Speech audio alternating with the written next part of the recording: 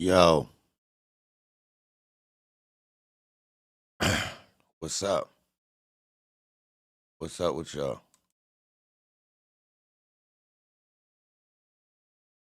The like button, man.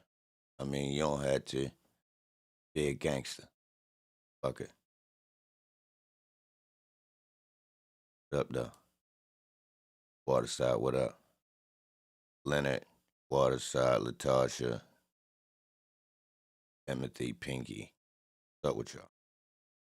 Rio, what's up? So, yo, I, I was just going through paperwork, right? Looking at different things. Now, I started with a recent RICO of the rough sex boys.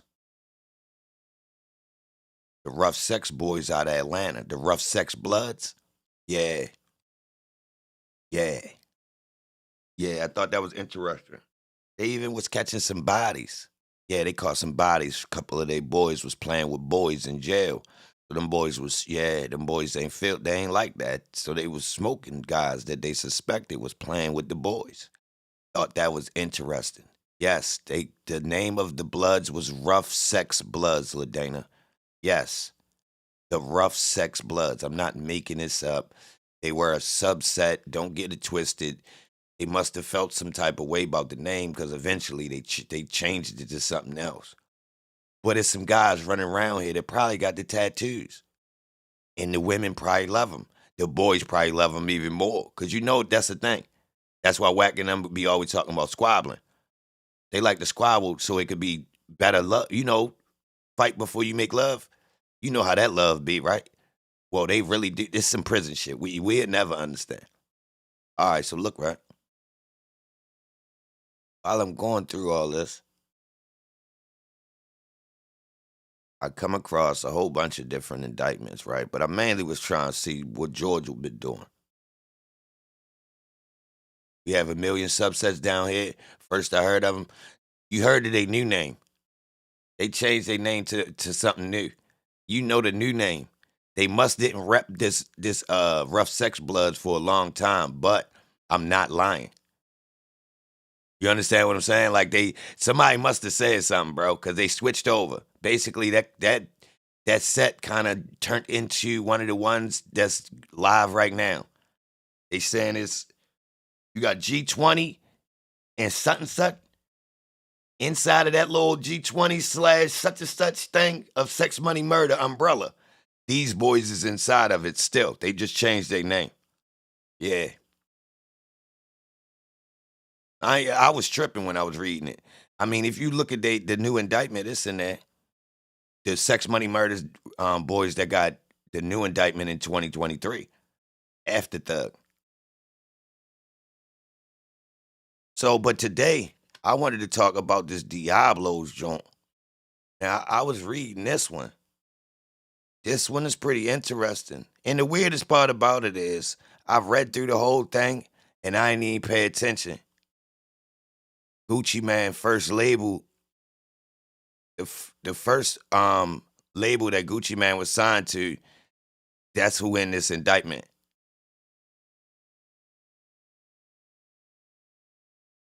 So Gucci Man was a part of the Diablos, bro. That's where you get this robbing crew name from. But he really ain't active. True or false? You heard me. Tap the like button, man. Maybe some people will come in. Matter of fact, I ain't doing it unless we get some people, because this actually got something to do with the Thug case. He wasn't in it. That is his manager, though, right? And this indictment come out in 2006. Well, whatever I'm reading right now came out in 2006.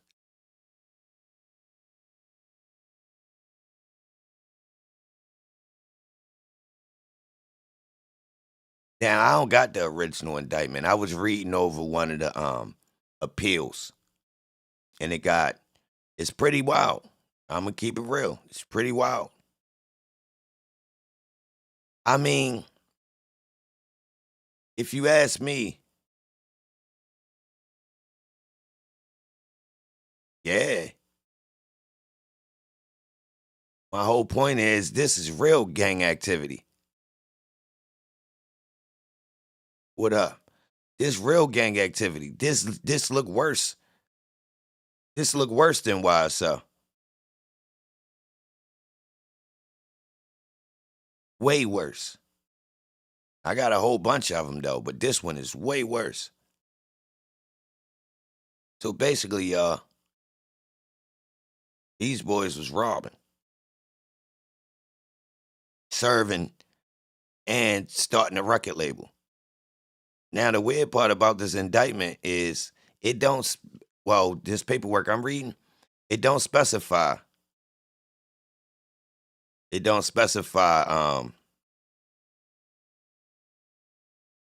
can't say sex, money, murder. What you got blocked?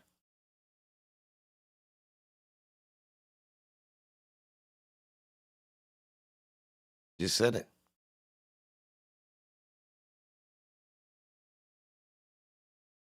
Nah, that's how everybody was enraged. Every city goes like that.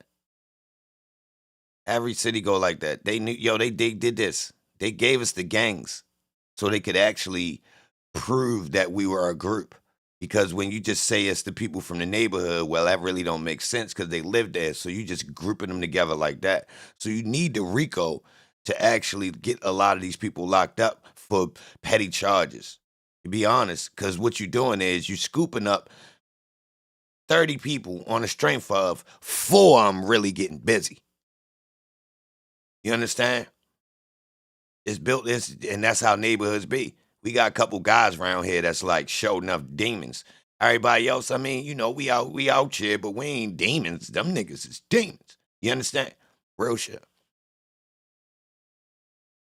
This is weird though, because these boys is saying that they was just trying to hustle so they could start their record label or whatever. Woo woo woo. They was not planned though. And if Demetrius Revere is Top Cat,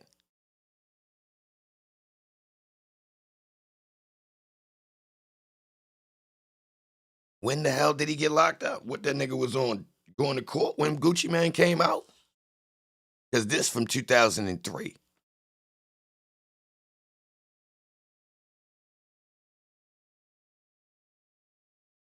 But they basically robbing and running down on shit so they can start a record label, right? Big Cat, yeah. Oh, Big Cat? Nah. You sure it wasn't Top Cat, bro? It's 11 His first o'clock. record label was Top Cat, wasn't it, bro? Like when you go to Gucci Mane, first song, So Icy, do it say Top Cat? Top Cat. I think it's Top Cat, bro. I might be wrong, bro, but I swear, when Gucci Mane first came out, he was signed to Top Cat. Because I remember looking like, who the fuck is that? And then, Dana, what up? And then slightly after that, you know, he went to, and which is important, it's Big Cat. So this nigga Top Cat ain't the right person. All right, say less.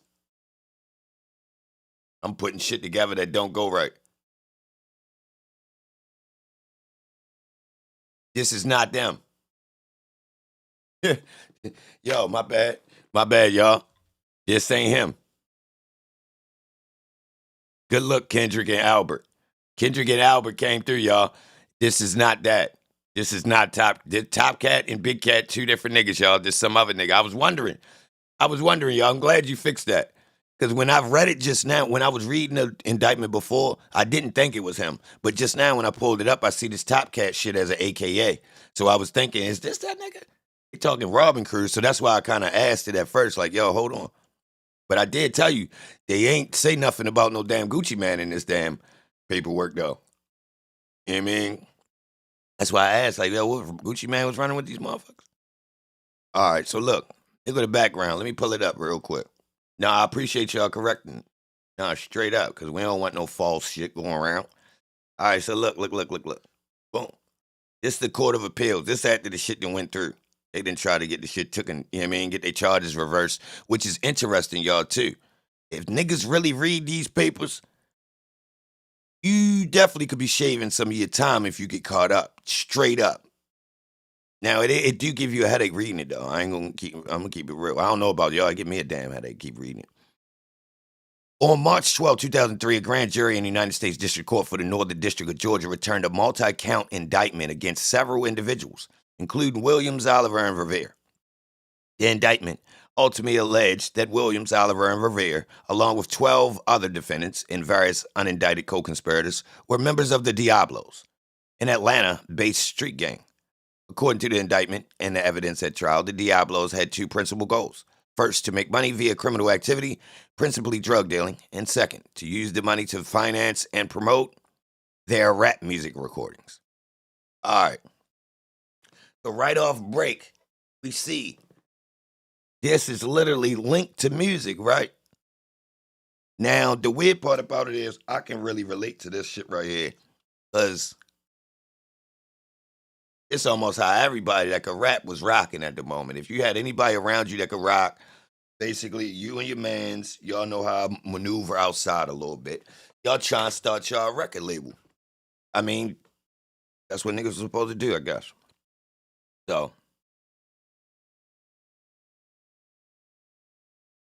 several, but not all, of the Diablos, of whom were between 20 and 50, were involved with a gangster rap music group that went by the same name.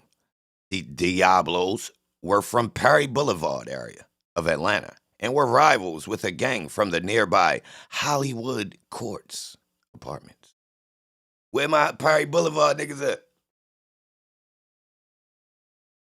Anybody from Perry Boulevard that ball?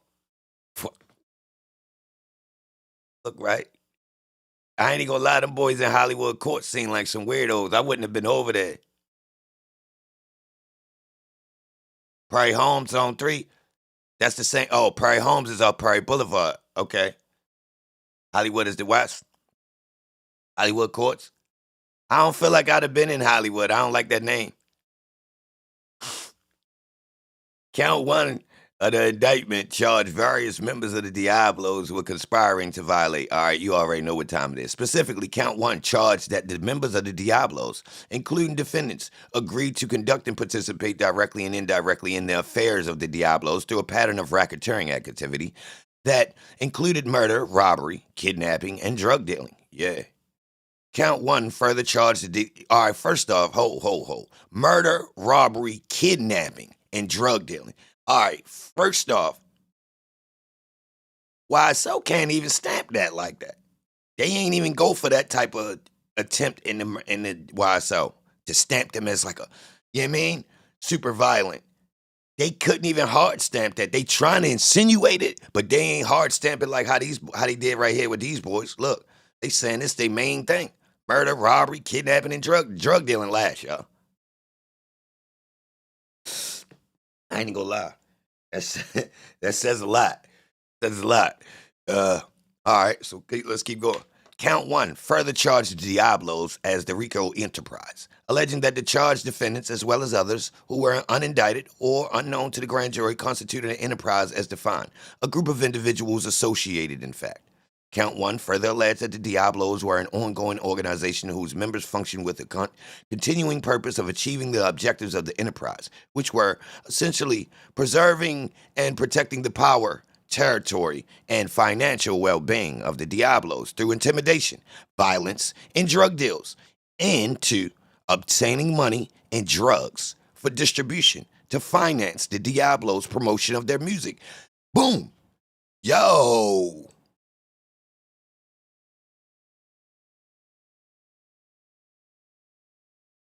Bro, you see what's going on? You see how the YSL case falling apart off top. Look at this. Right here, they're alleging that these boys was obtaining money and drugs for distribution to finance the Diablos' promotion of their music.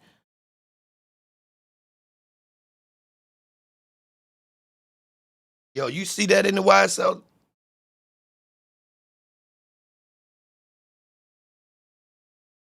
You know they about to dismiss the case? Albert, what makes you say that? How are you for sure, Al?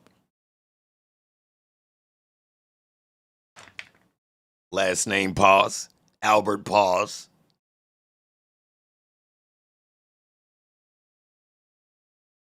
A man named Albert Pause.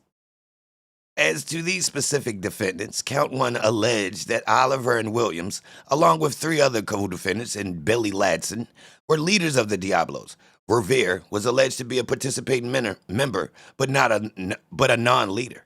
Moreover, count one charged each of these defendants with specific overt acts. All right, stay tuned, y'all. We about to get to the overt acts. That's where they tell us exactly what people doing. You feel me? All right. Oliver was charged with overt acts 1, purchase of approximately 50 kilograms of cocaine from a person known to the grand jury for distribution between July 97 and January 98. Y'all, that ain't even a whole year. That ain't even a whole year. Somebody served that boy 50. 50 birds. That's one a week. Minimum. Yeah, you banging 36 ounces a week? Yes, sir.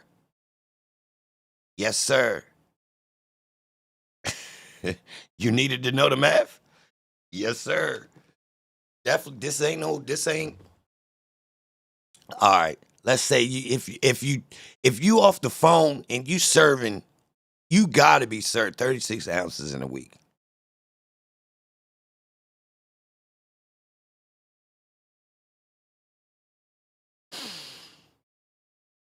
Nah, there's no way you bagging this shit up. Like it is. In some projects you can, but you would have to have damn near, I ain't even gonna lie, bagging this up. It's crazy. 36 ounces bagged up is crazy. On the diamond 20 tip, 50s, 100s. But see, that means you got bigger sales. You got real sales that's coming through, not no regular just scraggling fiends. Yo, that's jamming, y'all. According to my math right now, technically he ain't petty. It's no way to be petty with 36 ounces a week. I tried to do some math to see if it was somebody busting down and it was, nah, somebody getting to it. Ain't no way. Even if you try to suppress 36 ounces in a week, nah, that's still a lot of coke, y'all.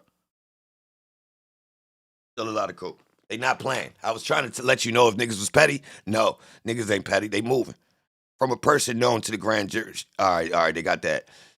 All right, at 14, possession of a quantity of crack cocaine. Williams was charged with overt acts 10, sale of cocaine to a person known to the grand jury from a date unknown until approximately 1998. And 40, the beating, kidnapping, and robbery of a rival drug dealer at some point between July 2002 and August 22nd, 2002. Revere was charged with overt act 16, shooting at a rival gang member. 34, possession of a quantity of marijuana. And 38, flagging down cars and directing them to Maurice Turner, a Diablo and a drug dealer. Additionally, the indictment charged Oliver with count 5, possession of 50 grams or more of crack cocaine with intent to distribute. The indictment also charged Williams with count 11, knowing and intentionally obstructing, delaying, and affecting commerce by robbery and extortion. Extortion, y'all. Yeah. Count 12, knowing and intentionally possessing with intent to distribute 5 kilograms or more of cocaine. Count 13, knowing and intentionally using and carrying a handgun in furtherance of the commission of a crime of violence or a drug trafficking crime. The indictment also contained a RICO forfeiture count.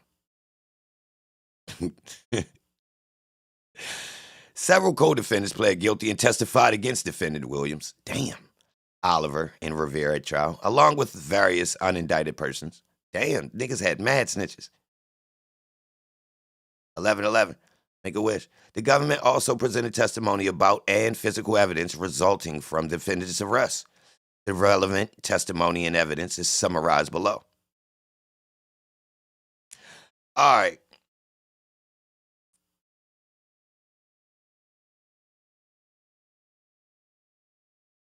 Who know Monkey Man? They smoked Monkey Man.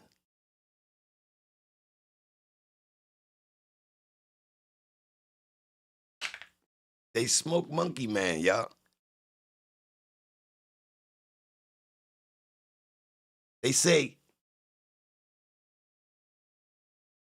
yeah, they got mad snitches, bro. Look, that should say, hold on, what did it just say?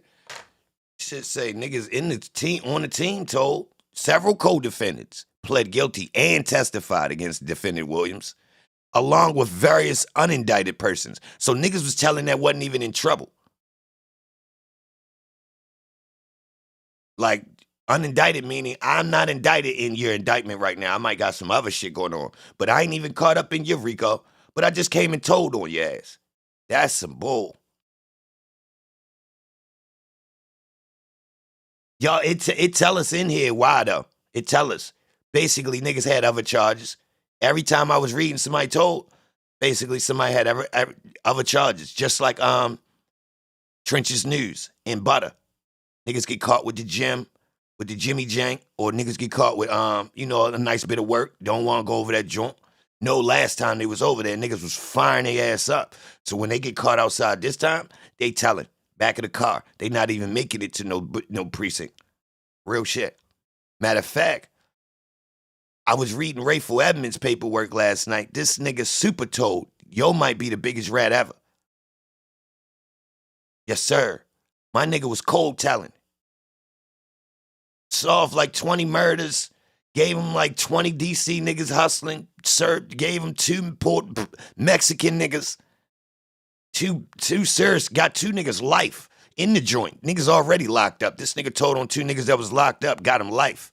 2 Spanish niggas. Then he told like 20 DC niggas, y'all. I was reading this shit last night, and he did not go to court, which means his name, he ain't testify. Remember niggas be trying to say, yo, where the paperwork at? Woo, woo, woo. Well, in that situation, niggas wouldn't have known. Rayful Edmonds.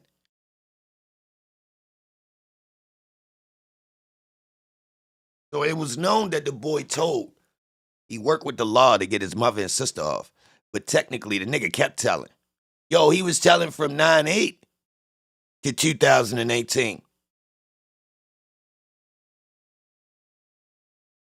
He told so much, they reduced his time. Yes. That nigga had life plus a new 30 after the life. The life is gone. Yes, that nigga told away life. I'm not lying. I got the paperwork. The nigga told away life. Yes. And the people in the paperwork is considering trying to help his ass get that 30 gone. Yes. I'm talking about they loving him. He got so many federal agents in his paperwork vouching for his ass. Saying, yes, he the best. Nigga said out of a scale of 1 to 10, what level of an informant was Rayful? Nigga said 11.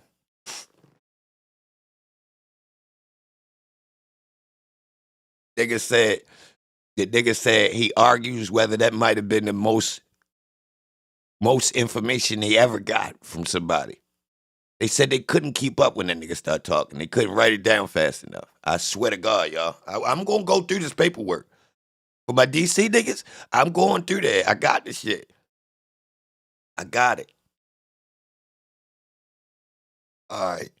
So hold on. Let's get back to Billy Lassen and these Diablos. All right. My point in going over this paperwork right now, if you don't know, is this is Atlanta. And I believe this was, don't quote me on this. I believe, no, this is United States of America, y'all. So this the feds, which says a lot. Still says a lot, y'all. Because, look, y'all, these is federal indictments. Georgia Borough ain't even messing. You understand? They ain't. All right, if you look, YSL case is light. That's my whole theory. Case ass cheeks in comparison to RICO's I've seen.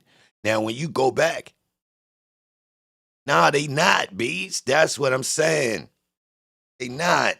It's no way. Yo, do we have any case that went through GBI full throttle and then the feds came? I don't think they even got that relationship. Not saying they need to be in cahoots, but I think they actually don't fuck with each other on some old, they like seeing, because they knew it was trash. No real wiretaps, evidence getting thrown out, all types of nut shit. That's why it's going for a dismissal. This right here, these RICOs look like real RICOs. Look, this the worst part about it, y'all. A federal RICO is actually harder to prove. Yes. A Georgia state RICO is way more broad. Yes, they got more looser laws in the RICO for Georgia State, which means Thug and them should be on fire right now, y'all. If they was really thugging, Rondo right now got fed in state RICO. Who the fuck is Rondo? Who is Rondo? Rondo? Yes, man, what up? He's what up? Look, let me get to the overt acts, y'all. These boys was getting busy. Quando got a nah, joint. Nah, that's different. He's saying two different joints, right? Here you go with the bullshit joint. Yo, how the fuck? There you go again, bro.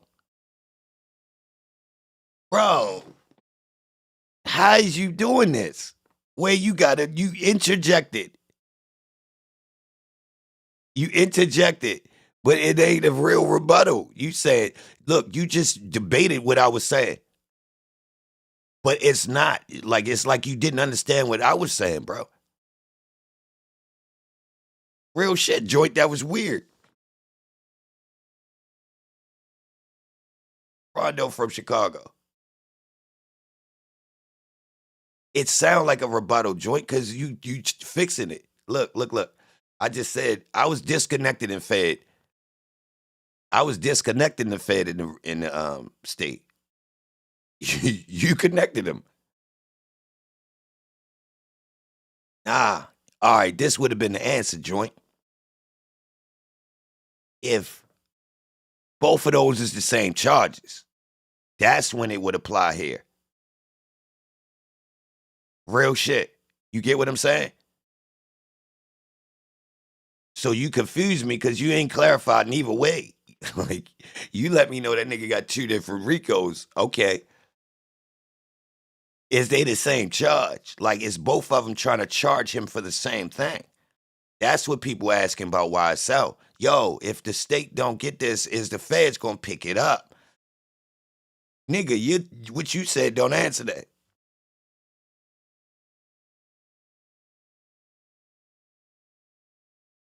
So you saying there is RICOs for the same charges? I don't think so. That ain't picking it up. By law, that's two different charges. Bet it. Them RICOs include two different charges. So you saying they can pick it up? I say they can't. All right, so join his rebuttaling, and he got proof. He just typed it loose as a motherfucker. So right now you saying Quando got a state RICO and a federal RICO, and they for the same charges. What's the charge? I'm with you. I never heard of it. My idea of the feds picking up a state case is picking it up, and once they pick it up, they got it. Nah, that's the thing, joint. I don't know about mid state case. I don't know about that. I don't know what stage it be at when they pick it up, to be honest. But I remember niggas saying, yo, the feds picked that shit up. I think I even been locked up with somebody where they in jail for something, and they might be going to court, and they say, yo, feds came and got y'all, type shit. Now, I don't know if that was for something that he was in on, or it was something that was in the air that was coming. So I don't know the difference in that. So I guess they was on Rondo ass. Usually you walk on the state so the feds get you. Meaning you beat the state so the feds get you. That's kind of like a conflict of interest, though, because like if you can beat the state, it's challenging whether or not. Oh, no, no, no, no, no, no, no, no, no. I see it play. I see it play because you could be guilty in state, right? But the state, you could win the state with money, and then the feds come. So you trashed the state because you was dragging your nuts. You had the slickest lawyer. You feel me? Your lawyer fucked them local DAs up. You understand? Smoked them. Technicality, all this fuck shit, right? Then the feds come. They gonna put it together so tight. They gonna make you cop. So I could see this, but all right, we got the dynamics of GBI, Georgia, state, and the finances they get from the court versus letting it go fed. So that might be part of it. We milk the money, both of us get in. So we need to look at some cases, y'all, to see what cases went federal that was state. Because I don't know nobody directly, to be honest, that was in a state case and then the feds just came and scooped it. Now I've heard of it. I don't know none. Like where it was though, like where we should be able to see it. We should be able to see it on paper. All right, so where the Quando? I want to see both the paperwork to the Quando thing there. So hold on, let me get to these overt acts real quick. Let's see everything these boys was doing right here, so they could keep they. All right, so it say Billy Ladson, also known as Billy Diablo, described himself as one of the heads of the Diablos. The government contended that Ladson was responsible for the murder of a rival drug dealer named Derek Colbert, whose street name was Monkey Man, as well as the murder of Michael Goss, a potential witness against the Diablos. Ladson testified he started Diablo's record in late 97, early 98, along with Oliver and two other defendants. Ladson explained that the seed money for Diablo's records came from selling drugs, and that he and Oliver both personally invested thousands of dollars in drug money into the record company. Ladson testified that several of the Diablos' song lyrics accurately described the Diablos' actual drug dealings and robberies. Certain of the Diablos' CDs were introduced into evidence over defense objection, along with lyrics from some of the songs. Some of the songs were played for the jury.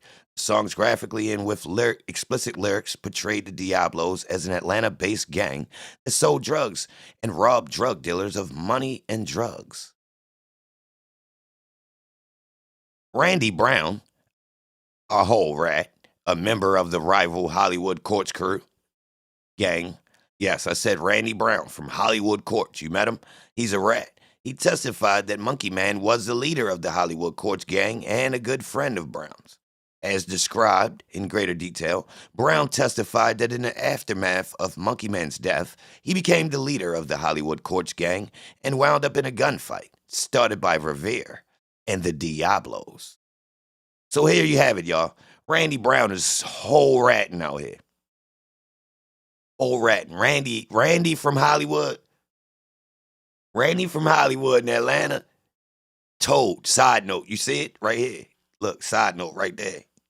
A member of rival Hollywood Courts gang testified that Monkey Man, you can't tell that who smoked Monkey Man. That nigga name was Monkey Man. He with the shit.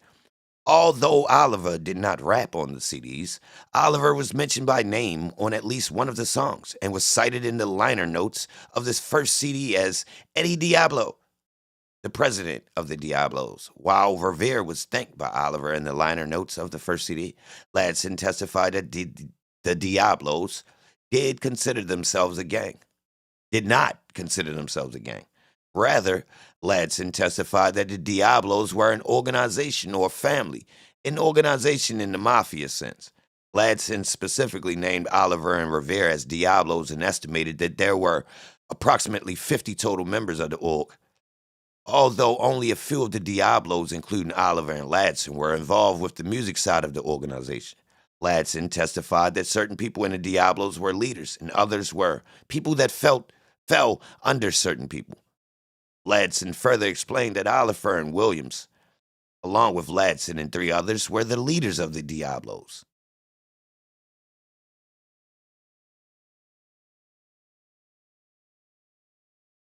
Emmanuel Sanders. They ain't even got that rental in his name, bro. It's going to be hard for them to prove that rental car shit. A lot of that evidence proving the rental car shit is thrown out. Real shit. I think the evidence with them going to the rental car spot and getting the proof that Doug rented that bitch.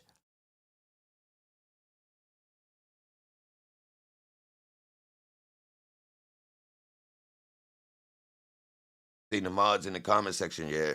Trying to clean up the conversation. What you mean?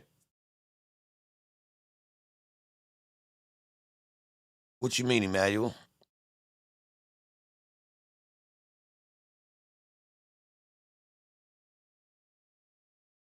The rental car in his name actually says, what you think? I think the rental car in his name actually says this nigga ain't sending them niggas on no hit.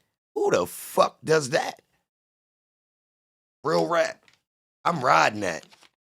If that get presented as evidence that this man did rent that car, that's alleged to be the car, you know what I mean, and they really hard stamping it, I'ma roll with it.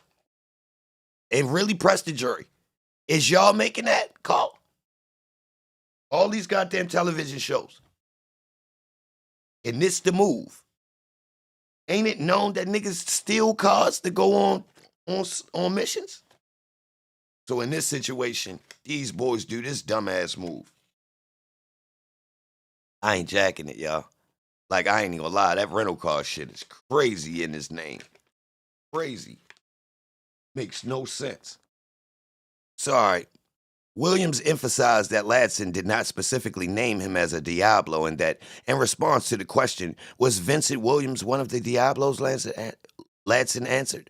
Well, he hung with several of us, but he wasn't over there every day like that. However, Ladson was not testifying as to a complete list of Diablos when he failed to name Williams. Ladson later testified that Williams was a leader of the Diablos, that Williams participated in various Diablo activities, and that Williams even brought other people into the Diablos.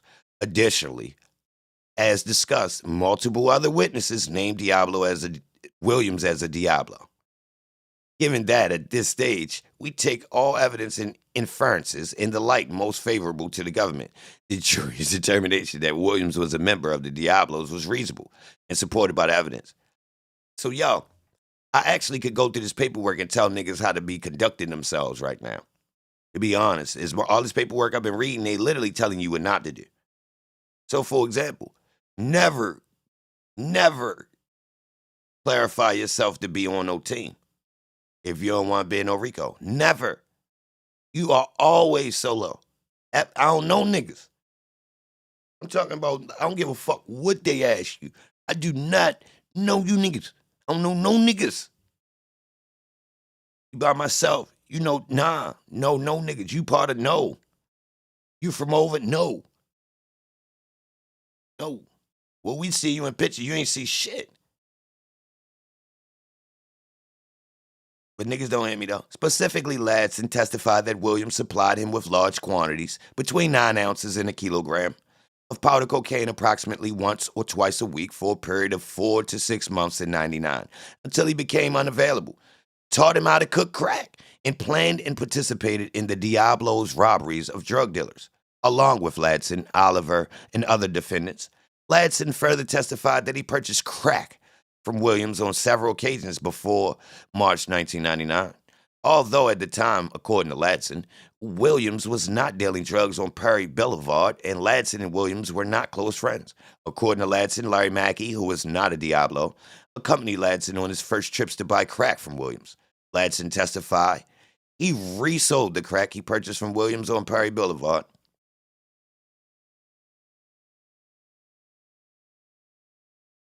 Ladson further testified that defendant Williams again began supplying him with drugs between 9 ounces to a half a kilogram, about once or twice a week in approximately February 2001, after Ladson got out of jail for his alleged involvement in Monkey Man's death. All right, how the hell did a nigga get out of jail for a nigga death in 2 years?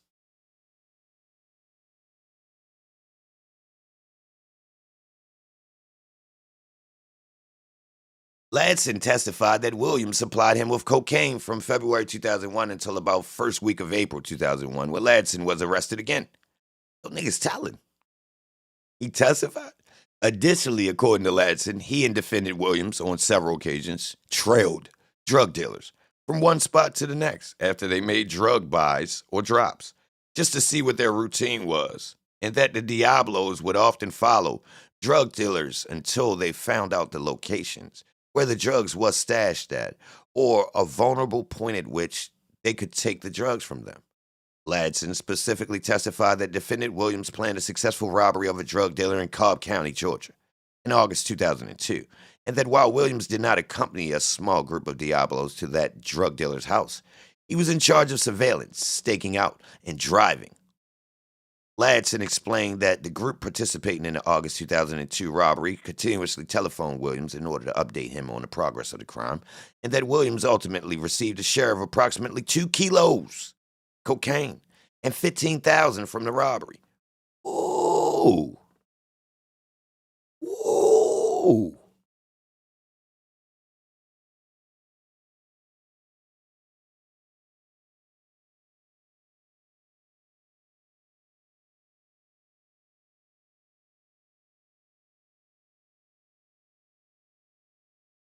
Two keys and 15,000?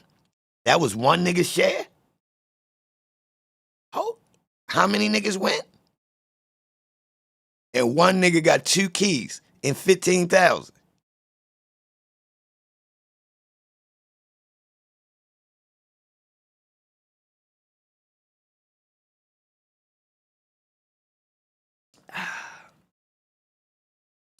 What they hit for, y'all? What they hit for, Rock? Yo, 4 dudes hit a spot and you got 2 keys and 15? What that say? It was 8 and 60 in there? Woo. Woo. The driver got 15. The lookout got 15,000? Woo.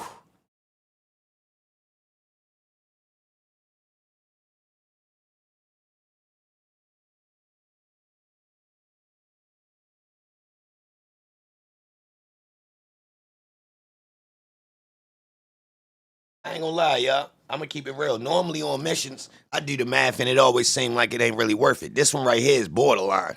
Depending on who that nigga was, I'd have been with him. Straight up. Might have been on this mission. A lot of missions I ain't with niggas because this shit petty. We could have ran it up ourselves. This one right here, I'm thinking that was a Mexican. What y'all think? Who is it? Who was it? It's too much working cash sitting there for niggas to, yeah, the work and the cash. Mm.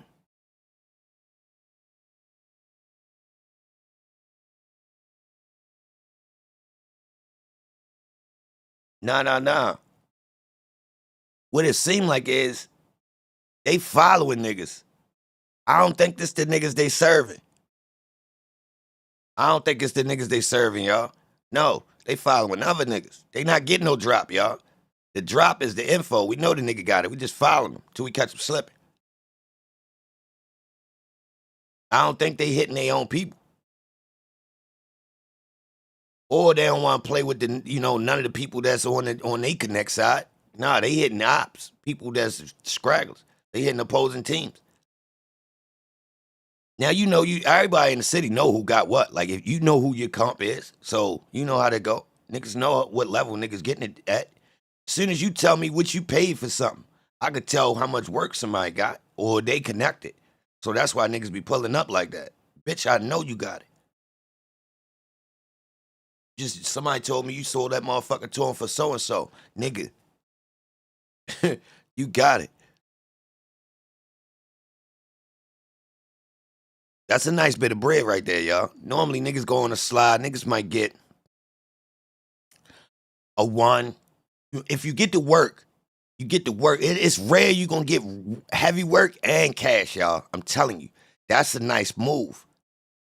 It seemed like niggas normally get one or the other type shit. You catch a nigga when he got more work and you just catch a little bit of cash because, I mean, what the fuck? This person was up. They got a 15. Nigga, they had to have, the driver got 15,000 and 2 birds. Like, all right, let's say he was the leader of the play and he couldn't go in. I think that's what they're going to say. He knew who it was. Person knew him. He might have got the majority because he lined it up and made it easy for niggas. You feel me? Because technically, if I send you on a mission, I'm going to make sure that motherfucker A1. It ain't going to be no whole bunch of crazy shit going on. More than likely, you just going to have to go in there and grab that shit. I'm going to try to make it non-confrontational. I really ain't with niggas having to smoke niggas to get this shit. You feel me? Because you turn it into a crime that the police going to have to know about. Now, if we don't smoke niggas, nobody ain't going to call a law. Niggas took work. They can't call a law. They that crazy? Nigga that crazy? You see what I'm saying? So I'd rather not have to smoke a nigga. So I'm trying to line it up to where as though ain't no gun. I don't even want niggas that had to hit a nigga with the butt of the barrel. You understand? I don't want the butt of the gun. You understand? I don't want it need to be smooth. Where they confused. Where they think somebody inside did it. Like where they think one of the people's backdoored them. That's how you want to do it if you playing this type of game. You do not want to just, I mean, if you strong arming and you basically dragging your nuts on them, you don't know who this person fucking with though. You don't know who the fuck is sending that shit to this person. So, like, to be honest, you don't want to, and then that turns into why niggas be smoking niggas. Because they want to just cover all the loose ends off rip. Come in dressed as SWAT. Nah, niggas hip now, bees. Niggas know. Niggas know what time it is. Niggas know, man. Niggas know good and goddamn well. That shit don't make it to court. That was not the law. Because niggas gonna do some research. Yo, niggas hit me. There's some police running around like that. It's only a couple cities that really got some go hard police. All cities ain't got police that's show enough willing to pull that show enough kick door and not turn that shit in. They scared. But hold on, let's keep going though. That's a nice lick though, yo. 2 birds. So I'm thinking the minimum, they got 4. Minimum. 4 in a I'm thinking 4 in like $40 to $60,000.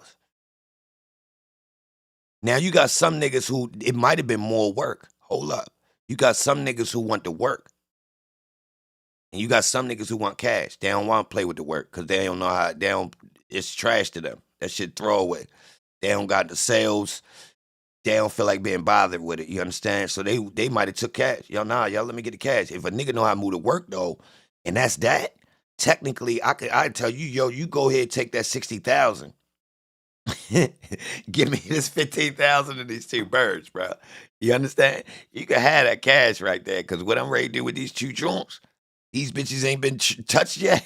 I'm ready to turn this 2 into 5, nigga. On the streets. Fuck. Depending on who that was. Cause if that's a Spanish guy, yo, and he ain't touched them birds yet, that essentially could be 4 birds. Real shit. Look, niggas say you could turn 2 into 8. Look, he greaseballing. He on that old scooter and them, finessing. Nigga, that's 1 ounce of coke in that bird. It's 1 ounce of coke in that bitch. Yeah, just make your jaw jiggle a little bit. If you try to taste it, it's gonna give you a little jiggle. It ain't real though. It's finessing. Nigga turned 1 into 36. Fuck wrong with these niggas, man. Now I see niggas play with the shit, man. And I ask niggas, yo, why you even doing that much like that? Like what made you put that, like why you doing that? Niggas say, cause you can. That's the rule, y'all. If you can, you can.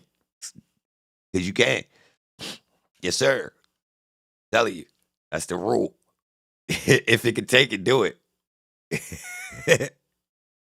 I'm on some old, I would have put this shit out there heavy we would have been smoking niggas with the crack, y'all. Seriously.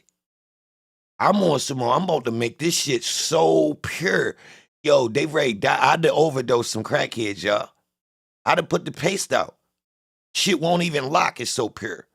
Yes, sir.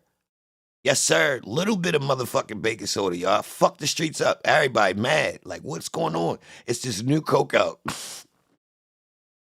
Yo, it's some new crack out. Straight up. I really was sitting there watching niggas, and I'm like, yo, what happened if you don't put no bake on it? Nigga like, yo, that shit too strong, shit too serious. I'm like, yo, shit, put that shit out on the street. What the fuck? Niggas ain't losing. Put that shit out there. Nigga like, man, that shit won't even get all the way, you know what I mean? It won't turn to the rock. It's gonna still be a little gooey because it ain't got enough to do what it need to do. Oh yeah. Well, what about using the bear? I'm talking about nigga, the shit is like, you mean like gummy a little bit. Yeah. I tell you, I'd have came up with some shit that was we was going to the feds, y'all. But like we was gonna go to the feds. Seriously. Because the experiment shit was gonna get crazy. Them fiends was gonna start loving me. A little bit of Fenton Molly. Hell yeah. Oh, we definitely would have had them batches, Alan. I'd have been high as shit off the Molly. Threw some of that shit straight in there. Asked the fiend. Here. How you like that shit? We'd have put some THC in that motherfucker. We getting all this shit in there, cuz. We ready to find a formula, bro. We would have got a new drug. This ain't crack no more. It ain't crystal meth. Nah, it ain't crack. This is some new shit. Really, yeah, we done came up with some new shit. Especially if we could get it cheap. Fuck it, let's test this shit. Oh yeah, the other indictment. Oh, I've read another indictment, y'all. Motherfucker say he testing the cocaine with bleach. Who know about that? Pulled up to meet the connect to get the birds. Pulled up with the bread, bleach, and a scale. Yes, sir. White lady. Yes, sir. Fuck is that, y'all? Y'all knew about that? The fuck? What kind of chemical reaction that do? Would that shit eat the baking soda or something? I don't know about that, y'all. I don't know about that. Shit was in the paperwork. Say the bitch pulled up with the bleach in the triple beam. I can't make this shit up, y'all. This paperwork shit crazy. See, niggas going on surface level paperwork, man. That shit phony. Let's go in the cut, man. Let's see some real shit. This shit we read this new paperwork corny. It makes sure it's clean. Man, that's serious. I ain't gonna lie. That's serious. I ain't never know that. Whole time, niggas could have just brought the bleach. What? All right, here we go. Niggas telling again. Oh, here we go. Look, boom. So the niggas got 2 kilograms of cocaine and 15,000 from the robbery. Ladson further testified that he and Williams invested proceeds from the August 2002 robbery into a land purchase, and they planned to build a house on the purchased land. That's smart. That's smart. Niggas bought some land. Fuck it. As to the defendant Oliver, Ladson testified he told that Oliver obtained cocaine from a man named Mikhail Daniels in late 97 through 98, some of which Oliver sold himself, and some of which, between 2 and 4 kilograms, he sold to Ladson for resale. Ladson testified that Oliver stopped selling drugs in early 98 because it was decided that Oliver would focus his attention on the music component of the DIABLOS. However, Ladson also testified that Oliver started back selling drugs for a short period of time in 2000. Ladson further testified that Oliver was arrested in Ladson's trap or apartment out of which he sold drugs, with some of Ladson's drugs and some of Oliver's own drugs, on March 15, 2000. According to Ladson at that time, Mr. Oliver, as well as Diablo Maurice Turner and 2 other smaller dealers, were working together out of that apartment. They had it hot, y'all. They had it hot. You can't do that, y'all. All right. Multiple niggas trapping out one apartment.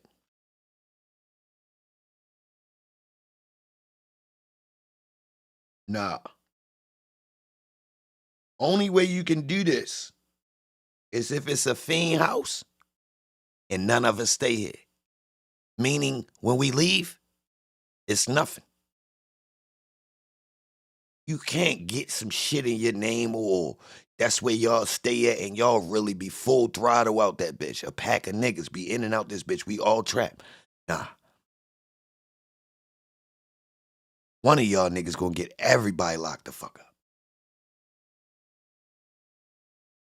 You get it? One informant. One CI. One nigga get the house raided. Now all of us look like, what the fuck, bro? These y'all niggas could spread out in some bitches' houses or something in the apartments. Like, come on. You can't. That's too much, bro. Niggas talk about 3 niggas will wait and 2 niggas on the smaller level. Oh, hell no, man. Y'all hot as a bitch. The fuck? Even in apartments where niggas don't mind niggas trapping, that's hot. The apartment hustle? Nah, Waterside. You just can't be in and out. Grown man shit when you get to this. Grown man shit. I just be in there, me and my mans. Ain't a whole bunch of in and outs. Most you see me in and out this motherfucker in a day, maybe about 3-4 times. Meaning when I come out, sales already lined up on the phone. When ain't no coming out for one sale. Number 1 rule, ain't no coming out for one sale. We doing 3s or better. Ain't no multiple niggas in and out this bitch, because now that means your sales, y'all in and out action is multiplied. Meaning yo gotta play. He ready to run to the gas station and come right back with a bag, looking hot. Boom. Now if this wait, that mean we leaving in and out this bitch with bags. Cause I'm a nigga that know how to tuck shit, but I ain't even gonna lie, you got pounds, you gotta have a bag. I could put a pound in my dip a little bit, but bro, to be honest, you need a bag. I mean, now if you got coke and heroin, you can slide up out of there and niggas don't know what you got, right? Even some nice amounts of cocaine and heroin you can move around with in a coat and dipped in your pants or, tucked under your shirt and shit like that. You still wild though. You don't want to be coming in and out this bitch that often like this. Now let's say, do other niggas hustling in these apartments? Please, God forbid nobody else hustle in these apartments and the police already be in these motherfuckers. Cause now you liable to get hemmed up walking from the fucking door to the car. Or vice versa. Just coming in and out. You don't know what's going on in this area. You be in an apartment playing a game waiting for a sale. Now y'all just waiting for your phones to ring so y'all could go hit plays. Now y'all lazy with it. Y'all keep telling motherfuckers to meet y'all right at the same spot. Right down the street. All y'all in the house. Everybody in the house meeting at the same spot. Nobody even check with niggas. Yo, where you be meeting your plays at? Oh, all right. I ain't gonna go over there then. How about this, y'all? Everybody be using the same car.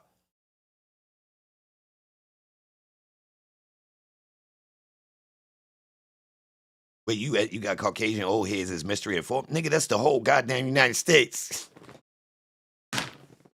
Nigga. What? Bro, the jails would be empty without white informants that get high. The jails, listen, nigga. Police ain't got nothing without them fucking fiends, y'all. Nothing. I'm telling you, man, the drug dealers get them maybe 5 to 10% of their information, y'all. The fucking fiends. Y'all ain't.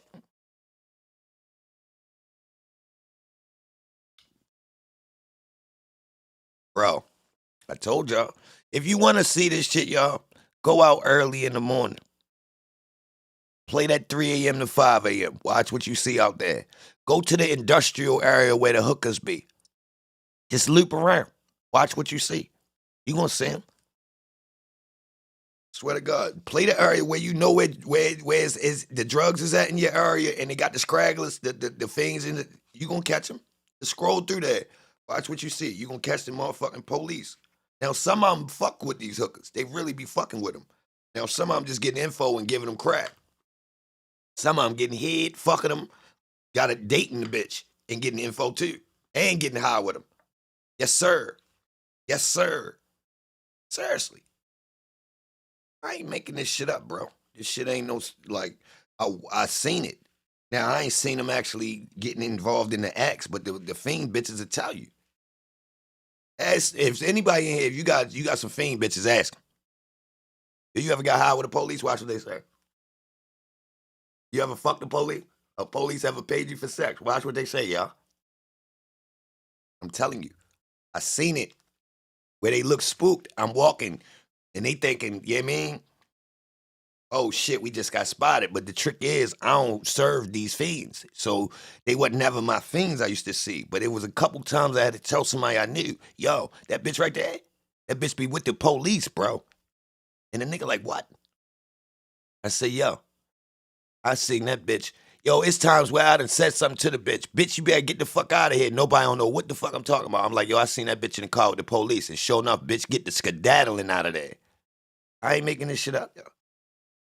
Seriously, open air in the projects. Y'all know in the projects where niggas just got shot at? And right there, this shit didn't happen before. I remember specifically being outside and seeing one of the same ones come through. And I'm like, yo, why this bitch face? Bitch, was you in the car with the police? Bitch, lock up, look scared as a motherfucker, y'all. This shit real. That's how they get their information, y'all. Now, I'm in an area where it's though, it's it's white and black. So I must say, it stands out to me because two white people at certain times of night in these areas stand out. So that might be why it look a certain way to me, because they be looking kind of, you know, you got an older white man, a grown white man, and a white woman in the streets. A lot of these hookers, I don't be noticing the black hookers. It might not be that many black hookers in this area.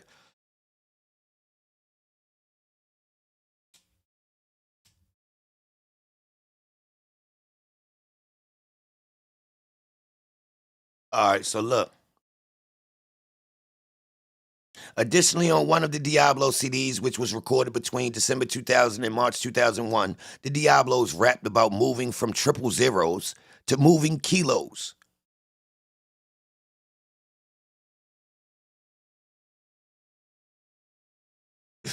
A smoker called the cops on the Mexican who shot at him. Hell yeah.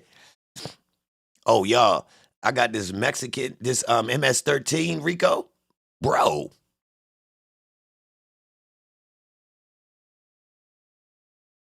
MS-13 in DC.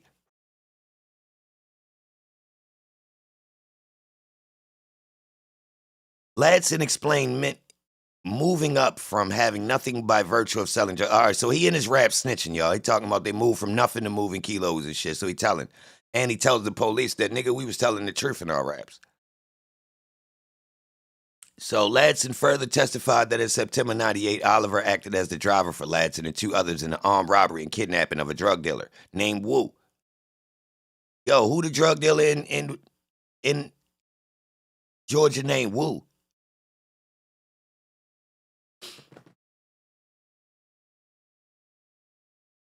Anybody ever heard of Wu?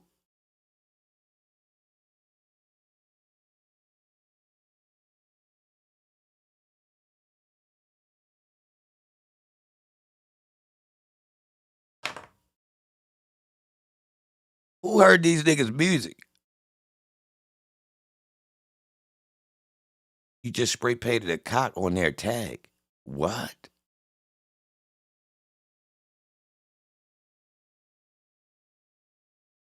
Wu was blood?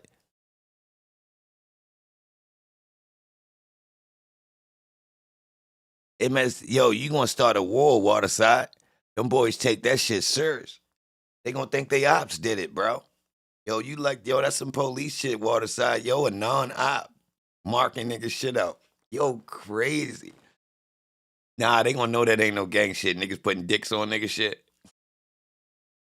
Nigga ain't put an X, nigga put a dick. Not a pitchfork, a dick. A dick, bro?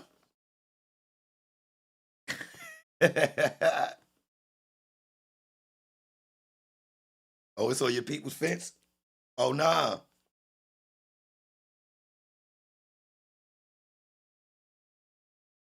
I ain't gonna lie, Waterside. Be careful. Be careful, bro. All right. This what I mean, Waterside. Yo, it's people that's brainwashed by that shit, right? So I'm gonna keep it real. I've I've been outside. I've been right there when somebody that don't got all their marbles is pressing a civilian about disrespecting gang shit, and the civilian ain't know what the fuck they was talking about. And this motherfucking retarded nigga was about to line his ass up for real. So, and the way I was reading this indictment, oh yeah, if them boys knew you did that shit, they would feel some type of way about that.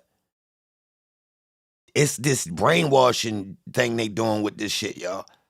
All right, so let me show y'all. Let me say this real quick, y'all. This RICO was so heavy, y'all. They had some kids brainwashed in that MS-13 shit. These boys was young, right? Yo, they was doing petty hustles and mailing that shit to El Salvador or some shit. Like we talking, they sending 30, 20, $50 to they MS-13 niggas that's locked up. Now, if you read this indictment, you can see heavy-handed manipulation, bro. Extortion, threatening to be in the gang. I ain't gonna lie, that shit crazy. Them boys is that shit, they dirty. They dirty, y'all.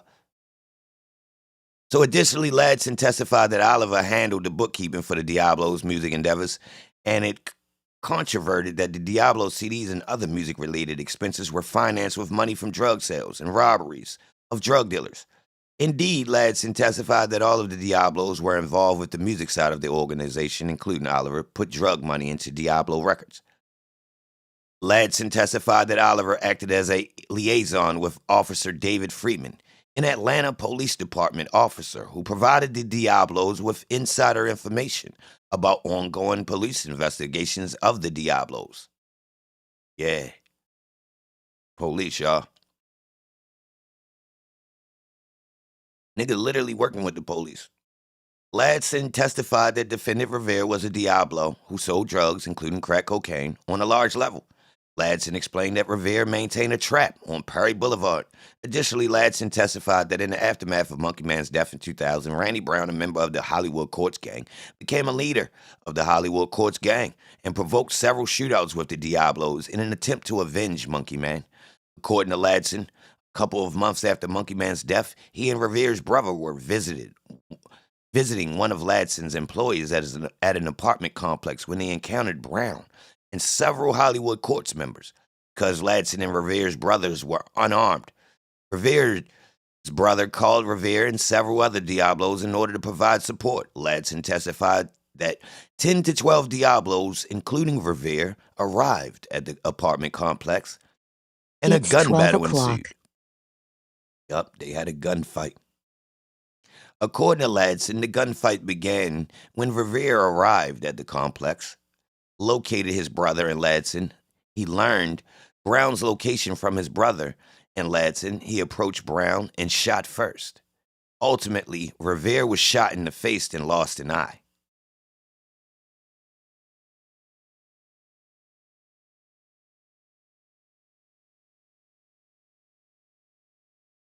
Niggas called you to hold him down. You pulled up on some aggressive shit and got shot in the eye. Yo, I ain't gonna lie, nigga hit you in the eye, that's good aim.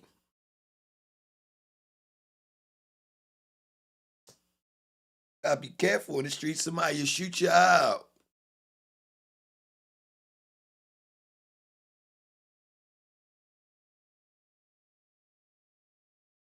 Little nobody grip. Hell yeah. Hell yeah.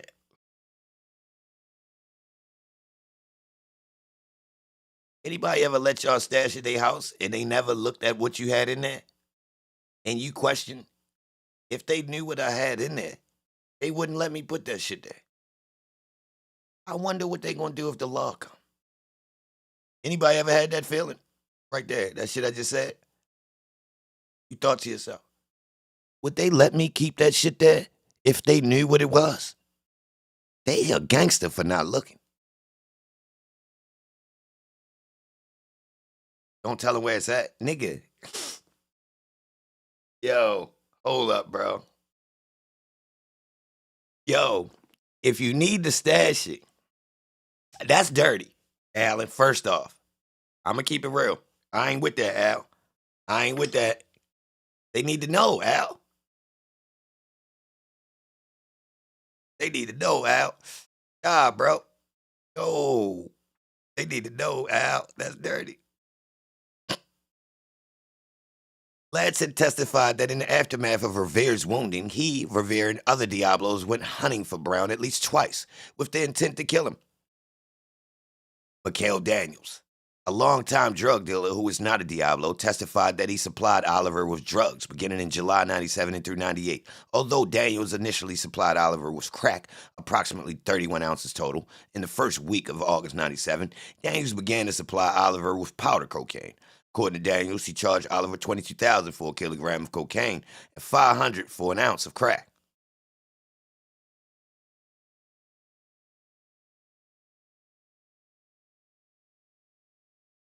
Powder costs more, y'all. It ain't whacked up. Daniels testified that the first time he supplied Oliver with powder cocaine, he sold Oliver a kilogram. However, Oliver called Daniels back on the same day, advised Daniels that he had already sold the cocaine. Yup, a whole key, and he needed another one. Thereafter, Daniels supplied. I would have thought that nigga was the law. Thereafter, Daniels supplied Oliver with 2 kilograms of cocaine every Sunday through the first week in January 98. Niggas do like routines. I'm gonna keep it real. The streets like shit like that. Yo, I'm gonna bring you such and such every week. Like what? Nigga, weeks be different. Has anyone ever been involved outside and they thought to themselves, I could use more than I need? And technically, but it might go back down though. So don't put me on a set number and I'm just done after that. What the fuck? I can't call for more? Some nut shit. It's certain situations that call for that though, y'all. You got, if you don't know, you feel me? All right, so look. Thereafter, Daniels supplied Oliver with 2 kilograms of cocaine every Sunday through the first week in January 98 for a total of approximately 42 kilograms of powder cocaine, an expense to Oliver of over $800,000. Daniels further testified that he knew Oliver to be a Diablo. He had once seen Oliver give some of Daniels' drugs to other Diablos, including Ladson and Revere, and that Oliver told him that he was using the cocaine he was purchasing from Daniels to supply Ladson, Revere, and 2 other Diablos. Daniels testified that he stopped selling drugs to Oliver in 98 when Daniels was arrested for violating the terms of his supervised release. David Freeman. At all times pertinent, David Freeman was an officer with the APD. Freeman grew up in the Prairie Boulevard area, provided the Diablos with insider information regarding APD investigations of the Diablos. He was named as a co-defendant in this case, pled guilty to civil rights violations, and testified at trial. Specifically, Freeman testified that he was close friends with Oliver and one other Diablo, and that he considered Oliver to be a relative of his. Freeman named Oliver and Revere as Diablos and testified that he observed Oliver dealing drugs in the Prairie Boulevard area in 98-99. Observed Revere selling drugs once or twice in the Prairie Boulevard area around 2001 and 2002. Observed Oliver giving orders to Diablos, which were followed, and was told by Oliver that the Diablos had killed Monkey Man because Monkey Man had robbed and killed one of the Diablos' fathers. Freeman further testified that he informed Ladson and Oliver that the APD was investigating a report that Ladson had beaten up a drug dealer and that Michael Goss had witnessed Ladson beating up the drug dealer. Goss was killed by Ladson within weeks of Freeman's meeting with Ladson and Oliver. Freeman also admitted that he regularly failed to arrest the Diablos, including Oliver, when he saw them engaged in criminal activity. And in fact, Freeman specifically testified that he, Oliver, and several other Diablos once placed an individual whom they suspected had stolen drugs from Oliver in Freeman's truck and drove him to Prairie Boulevard, where they beat him. DeMarco Hendricks and Willie Repress. This nigga named Willie Repress. DeMarco Hendricks and Willie Repress were both Diablos who pled guilty and testified at trial. They ratted. Hendricks named Williams, Oliver, Revere as Diablos and testified that he had known them for approximately 13 years because they all grew up together in Prairie Boulevard area. Hendricks testified that he observed Oliver selling drugs out of Ladson's Prairie Boulevard apartment in approximately 2001 and that he had cooked crack cocaine with Williams at Williams' house. Damn, he told. Hendricks further testified that he participated in the August 2002 robbery of the Cobb County drug dealer with Williams, that Williams was heavily involved with approximately month-long preparation and surveillance for the robbery, and that Williams acted as the lookout on the actual night of the robbery instead of accompanying them to the drug dealer's house because Williams knew the victim and did not want to be recognized. Repress named Oliver and Rivera as Diablos. Additionally, Repress testified he told that on August 29, 2002, he and Rivera were involved with several other Diablos in a drug selling operation at an apartment complex on Perry Boulevard. Repress explained that he was selling drugs. Me and Demetrius would flag down cars and direct them to Maurice Turner. And that after he and Rivera asserted from the potential buyers what they need, they would direct the buyers to Turner to sell nickels and dimes. $5 and $10 bags of crack cocaine. Yo, you don't need 3 niggas to flag down traffic and serve. Like, that's excessive. Repress, what the fuck? Further testified that he had seen Rivera in possession of a couple bags of weed. Damn, he telling about the weed too. And that he seen Oliver in possession of cocaine. God damn.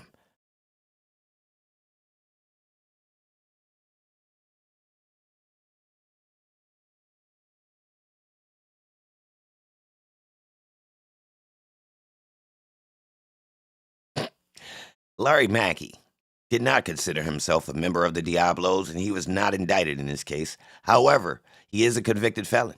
Mackey testified that,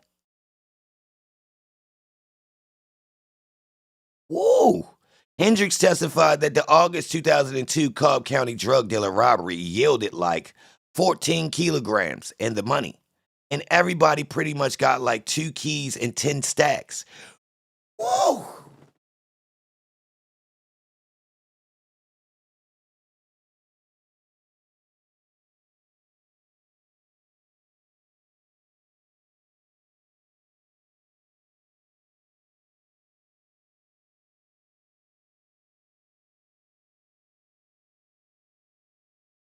Hendricks further testified on cross that he only seen 14 keys as a result of the robbery.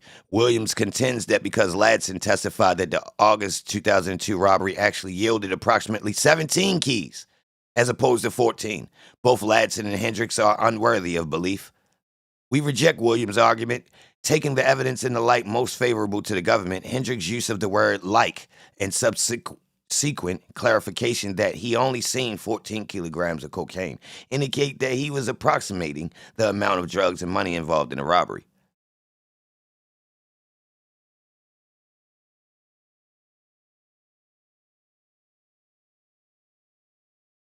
Two keys and a dime, y'all, that's 100. That's 100 if used correctly.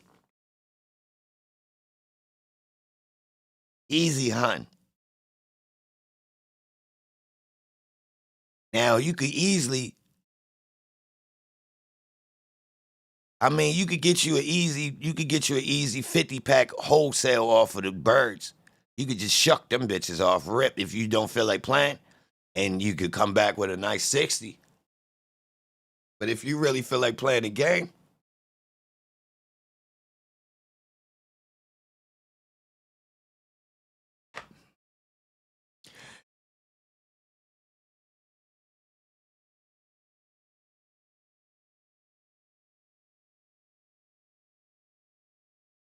you know how niggas do it. They grew up in Prairie Boulevard area and used to deal drugs in that neighborhood. He named Oliver and Rivera as Diablos and testified that Williams associated with the Diablos also.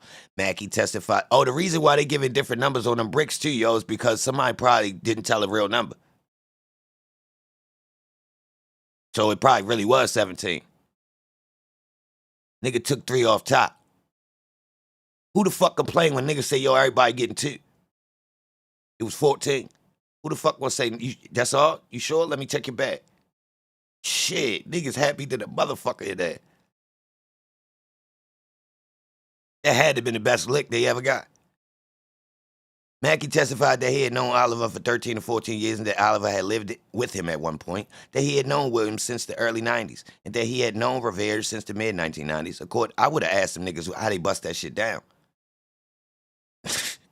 Yo, like what y'all did? Y'all sold that shit wholesale or y'all took that shit to the streets? Did y'all take them 2 birds and bust them down to nickels and dimes? Whoa. Oh my God.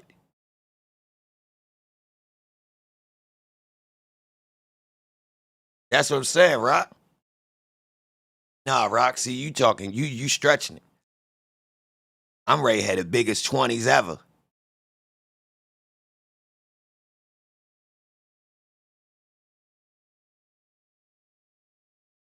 I'm literally coming. You're gonna be able to be able to bag up off my 20s. Rock, I'm talking about, bro, I ain't got time to play games. We about to get this bitch churned, Rock.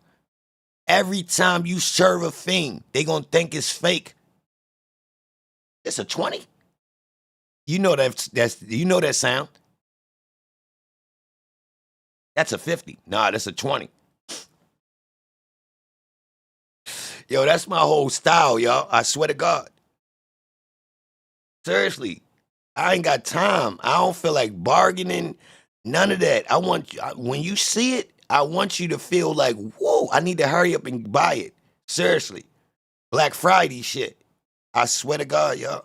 Anybody ever get caught from me? No. I mean, there's certain times where I'm playing a game fat where it is what it is. When you get to certain things, it's on the scale. It's what it's supposed to be. But I'm talking about once you get down to that level of out here, we bagging something up, and the whole idea is to make it look good on a visual presentation. I know how to fluff bags of weed up to make them look better. I know how to harden weed up to make the bag stiff so they don't smash. So when you show a nigga, that bitch is a solid ass pillow. Like, damn, yes, I do this. So when it comes to the coke, I'm in this game too. I don't want no low ass dimes. I want to show, when I show this fiend this motherfucking dime, I want them to say, hell yeah, his is clearly double of what you got, little homie. Big boy shit. Like when the older niggas out on the strip, bro, the little niggas can't serve because they didn't bust the older niggas' pills down. Well, I get it. I want that. I don't feel like talking with you. I don't even feel like having no, when you see me, you know what time it is. Ain't gonna be no talking. You know, yo is not playing out here.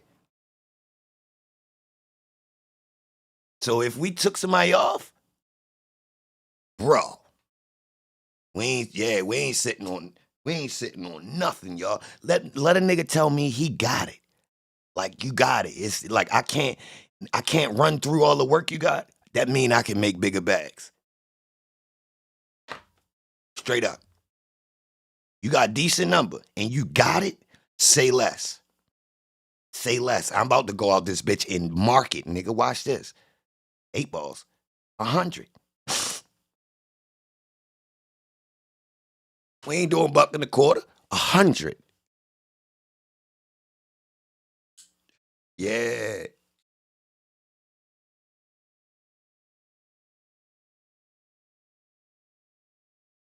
Everybody eat.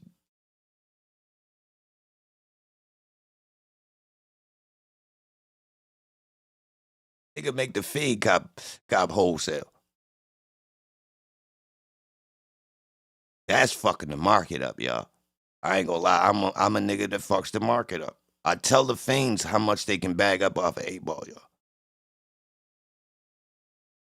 To make them cop wait. What you know about that? I want to sell more. Yeah. Yeah. You ain't never look at it that way? How the fuck can you run through more?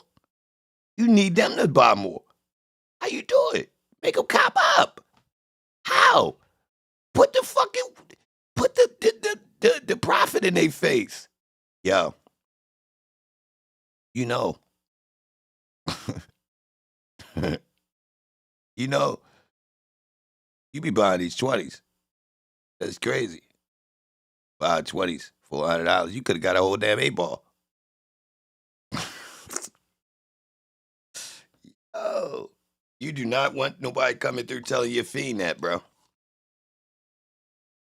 Niggas converting your fiends to buy weight so they could sell more work. Yeah. I just had this concept of if you going you could make more profit with more. Now everybody got the profit of the other way, busting it down and stretching it as far as it can go to make more profit. Well, what about the other side? What if you just sold way more, like Walmart? Yeah, they make less per one, but nigga, they sell 1 million goddamn items.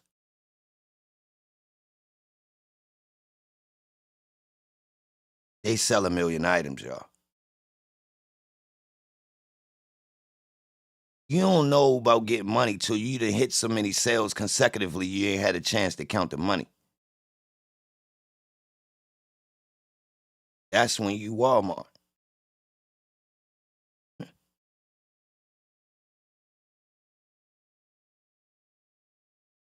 Like if you could remember all your sales today, you ain't hit enough. Hey, where the posted nigga at right now? What's going on with Posted? Hold on, Posted came What's up. I wrong ever with see you? E-Bands, I'm gonna break that nigga face. Hey, I can't give Poster back to late night. That ain't happening. No. You can keep up with all the sales. You ain't get overwhelmed. Hold on. You ain't hitting hard until you wasn't even ever able to smoke a whole blunt without having to go hit another sale. Every time you sat down, a sale hit you. That's when you jamming. I don't give. Yes. Yeah, you heard what the fuck I just said. I ain't playing. Yeah. Yo, tell these other podcasters, bro, holler at me, bro. They wasn't outside. I'm telling you. They don't talk like that, bro. These niggas was bluffing. They was selling work for somebody else or something. These niggas was petty. Straight up. We was outside trying to turn into fucking Scarface, man. And I'm conscious. I choked because niggas would have told on me, y'all. It wasn't no I was scared. No. Niggas was gonna tell. They was already telling.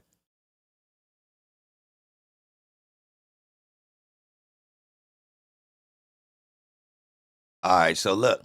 Basically, y'all, this whole documentary is basically, this whole document is them serving, getting into petty beef. They smoke one nigga. They ain't even got a lot of bodies. They got a little bit of shooting back and forth, but they don't got a lot of bodies.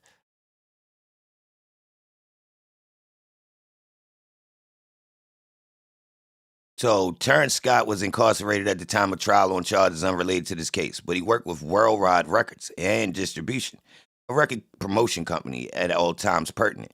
DIABLOS Records was a client of Worldwide in 2001, and at the same time, Scott worked with Ladson and Oliver, as well as other Diablos who participated in the music side of the organization. Scott testified that Oliver and Ladson told him that they financed their CD by selling drugs, and that he had brought marijuana and cocaine from Ladson and Oliver for personal use, and that he had definitely seen Oliver with firearms, and that Diablos he worked with had pistols in Oliver's vehicle. Scott also testified that he purchased a semi-automatic firearm and 2 hand pistols from Oliver in winter 2001 with 2 of his friends, and that Oliver exchanged the weapons for approximately $2,200 in cash.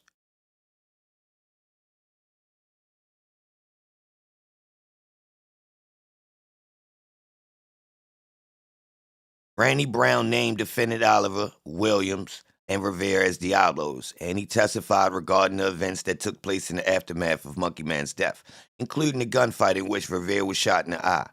Brown explained that after Monkey Man's death, he took over as leader of Hollywood's courts. That's there where the multiple confrontations between the Diablos and Hollywood courts and the gun battle in which Revere lost his eye took place approximately 2 months after Monkey Man's death.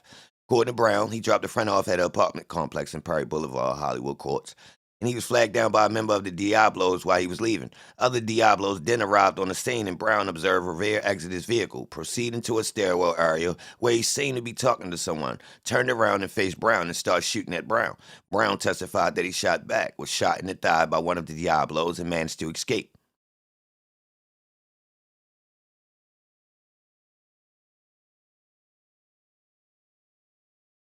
All right, so this just basically him serving somebody.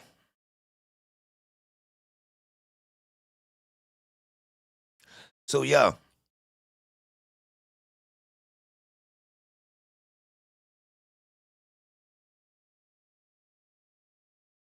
Do this look like it's worse?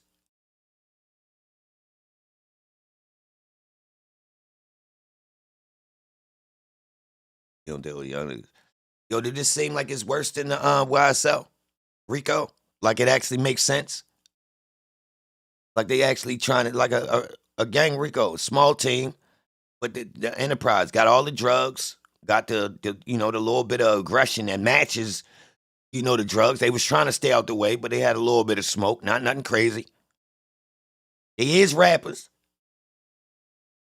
They is rappers. Niggas was talking some shit in their lyrics, so But you see how everything in this case makes sense, like it actually goes together. The YSL shit don't, bro. They not no organization. They not organized at all. Like if you look in this, all of them are completely working with each other. You see this shit? Yeah, I mean, tight knit, money going from hand to hand, work robberies together, all this type shit. They gang, right? Yo, YSL, that YSL RICO does not prove that about them boys, bro. Them boys is real rappers that made it, not struggling. No drug money fueled YSL. No robbery fueled YSL. Think about it, yo. These boys, even the side niggas got shit in their closet, yo, that they technically drug money can't even afford. I could go through photo shoots and find pictures of these niggas with Thug, and I bet you they got on more clothes than drugs can even afford. I'm telling you. To even keep up. Street shit, like they probably out there doing a little bit of, but like, yo, if it was real organized and it was a gang, like really, it would be like this, I think, y'all.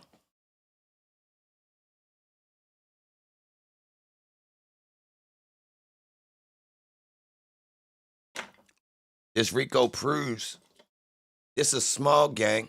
Look, hold on. This early 2000s, mind you, y'all. That make it worse because we are in an amplified state. Think about it. We 20 years down the road. 20 years, 10 to 20 years down the road. So it's like this RICO, this YSL RICO, and them putting it on the front page and making it like this Atlanta gang RICO right here with some rappers with real kilos, real money, real robbery, real pressure on a small scale, but enough to say, yeah, it's serious. And the feds came and picked it up. So we got the proof that technically the feds will come.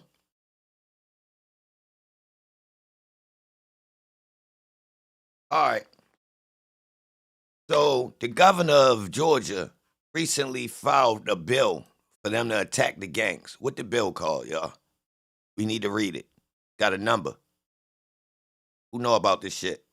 I was looking at, I ain't even download this shit. I might have. Hold on, let me look. I might have downloaded it.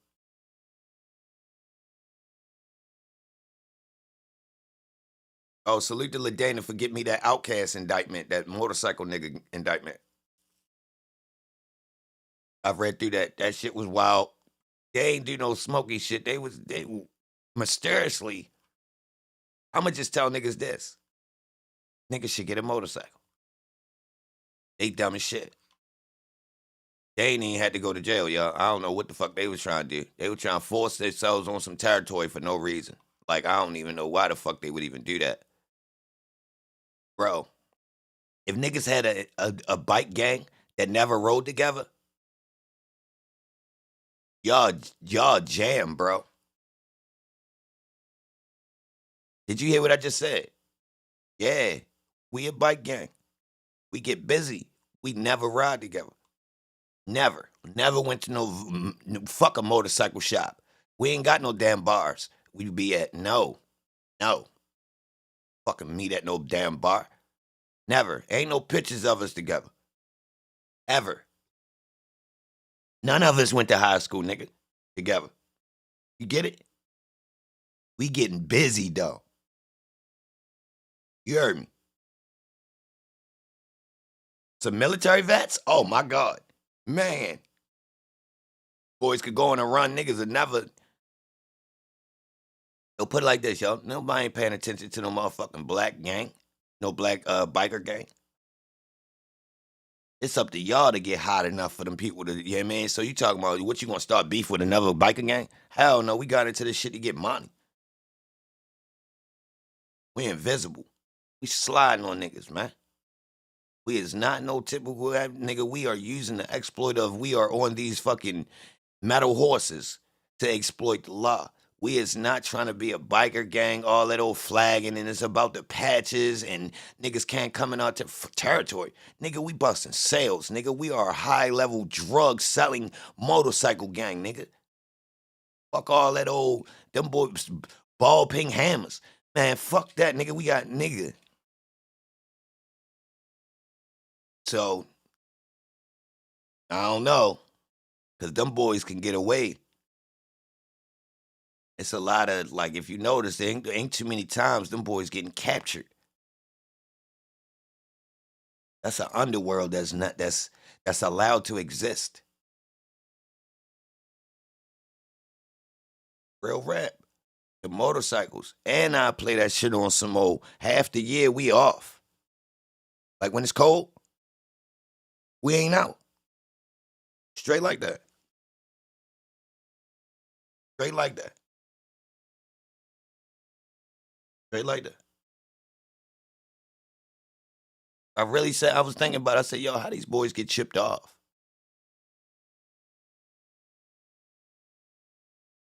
Take a plea deal when you in the biker gang, they take your patch away. We ain't even got patches, PBT. We on some old, bro. The bikers don't even know exactly who he is. None of us have no history of being involved with none of this bike shit. We just using bikes, so we really a anomaly. Like there's no trace of us being no biker gang. None of that. We just on bikes. And it ain't no we. You never see we. That's the whole point. Ain't gonna be no RICO. Ain't gonna be no RICO. Not tonight. I got him.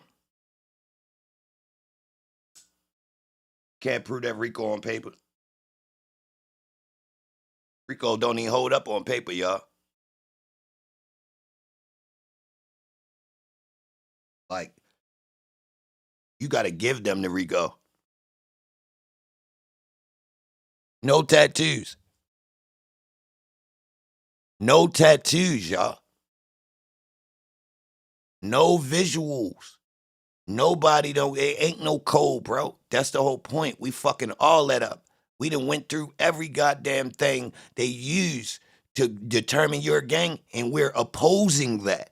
We have no signs, not a handshake, nigga. No code. None of that. It's business.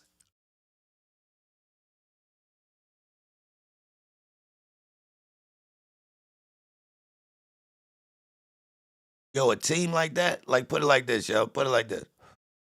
You got a team of people that make an agreement to something like that and go on a little short run. Yo, them boys could turn into millionaires real fucking fast. Real fast. Basically, you gonna be the problem gonna be is making the money legit. How? Cause you under the radar. You on a bike. Nobody don't know that y'all niggas getting busy. Nah, you can mask the plug shit. Nah, you can mask the plug shit. So it's a way to do the drug shit on the motorcycle shit a whole nother way. All right. So you don't need no Mexican plug. You don't need to get plugged in with somebody that's so plugged in you putting yourself in danger. Nah, you could place on a smaller scale. So you talking, you got somebody on your team that know that they cost this over here, but I'm somewhere where they cheap. All right, now all we gotta do is make sure we can get them there. Ain't too much. on these motherfucking metal horses.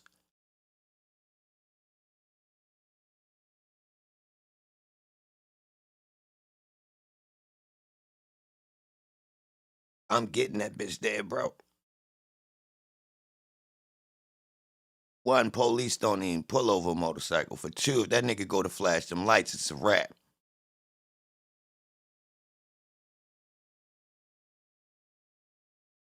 Yo, what you know about niggas who trained in cross country? Running.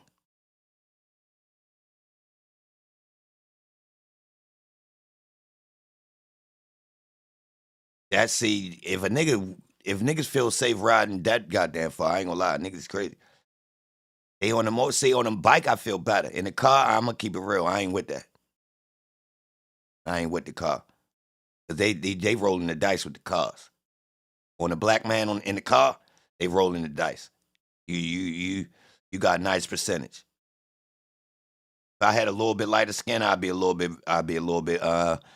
bolder on the transport tip. But in a regular vehicle, nah, not me.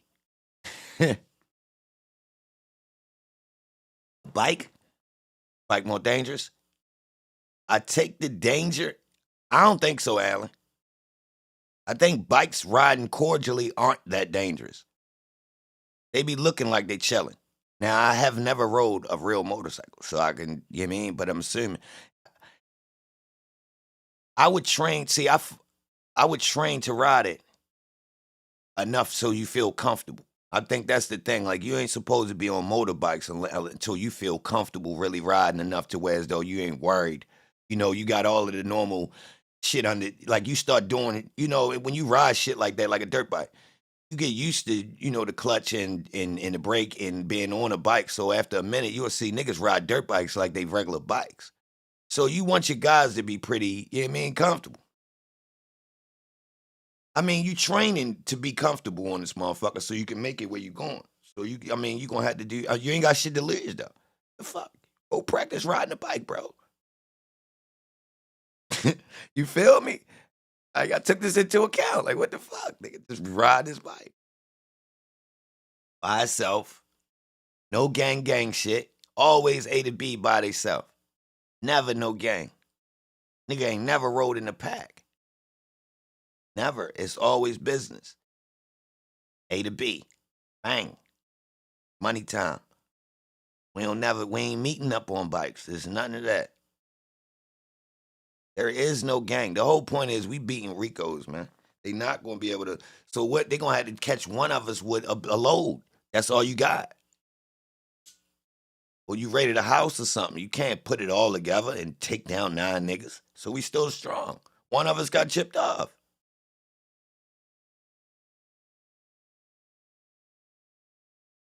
We still got money. Still connected. We ain't giving them enough to really smash us. We ain't giving them enough. They can't really, I mean.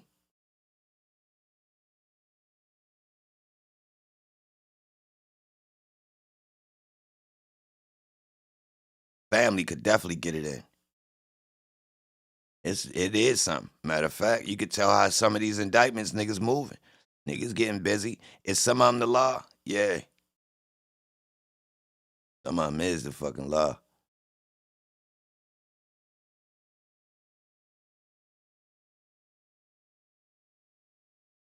But yeah, y'all, that was the moral to the story. The thug RICO is corny in comparison to all these other RICOs. Now, I got a whole bunch I've been looking up, y'all. I done looked up goddamn, like, what's this one right here? Let me see. Oh, this the GD shit. This is GD in Georgia. Atlanta. This a different one right here.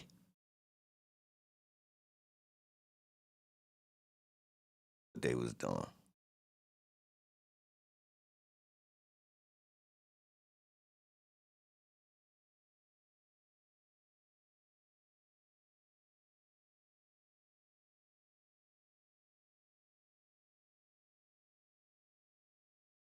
bro.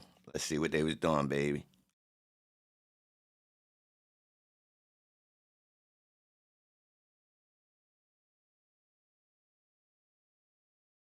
I done read so many, I don't even remember. Oh, whole bunch of drugs and murder. Oh, yeah, here it go right here. Beginning in or about November 2012, defendant Shantae Craig, Alonzo Walton, Kevin Clayton, and Donald Glass, and other Gangster Disciple members threatened rapper RR with physical harm, unless rapper RR paid the Gangster Disciples for the use of the gang's name and symbols. So, I don't know where we seen that at in another indictment where they actually said they paid that nigga $3 million. I mean, he paid. I read the suit, Surf Rico. Yeah, I read it out loud. Yeah, it was heavy. Definitely heavy.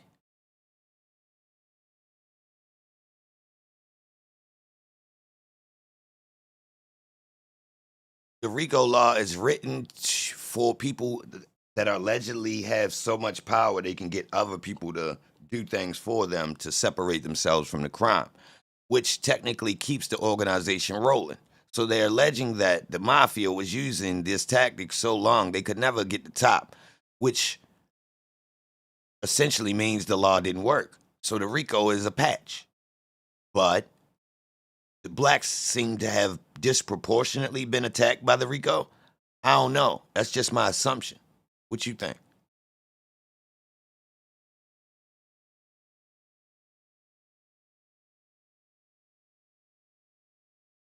Yeah, these boys crazy.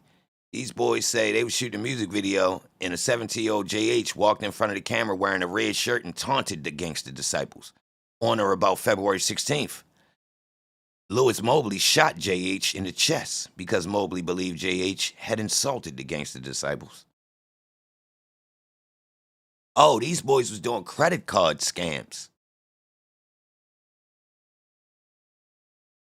Yes, these boys had an African look like. I'm assuming this nigga was foreign, got a wild ass name. But yo, this boy, yeah, these boys took a couple million in motherfucking some type of bank fraud. Yeah, they was smoking shit. They had drugs, but they was doing the bank shit. Yeah, I might have to read through this indictment, y'all, because if you look, it transferred 83,000, 20,000. Look at this shit.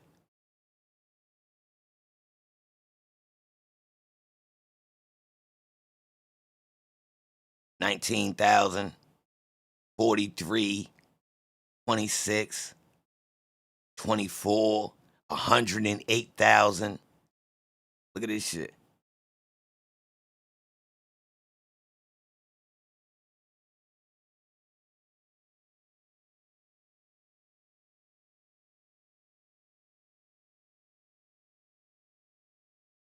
And then JH testified in federal court.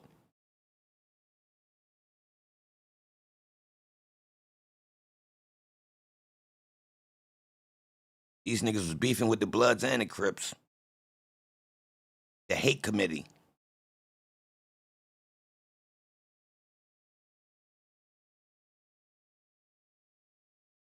Yeah, they was getting busy. This one right here, y'all.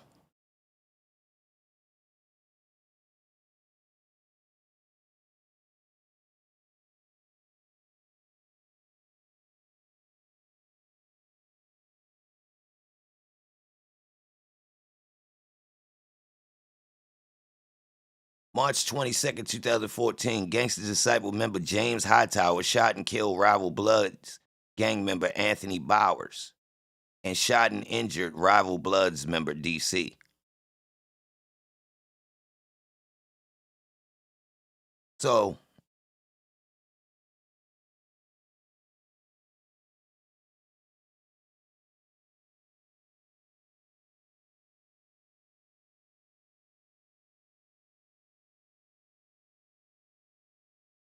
they had a back and forth going on in 2014 between some Bloods and some Gangster Disciples in Atlanta.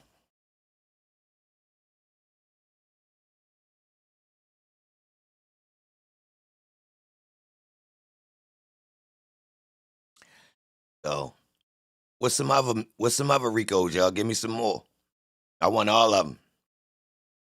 For real. What I'm missing? What's up with this Quando one? Where it's at? Yeah, I ain't even get into some of these Mexican ones I got. Yo, these MS-13. Yo, one of these goddamn indictments, man. These boys are moving so much goddamn coke, man. Oh, the Flores twins niggas. And they Rico crazy. The actual Rico for their gang, not for them telling on a nigga, telling on they connect. Their actual their Rico is crazy.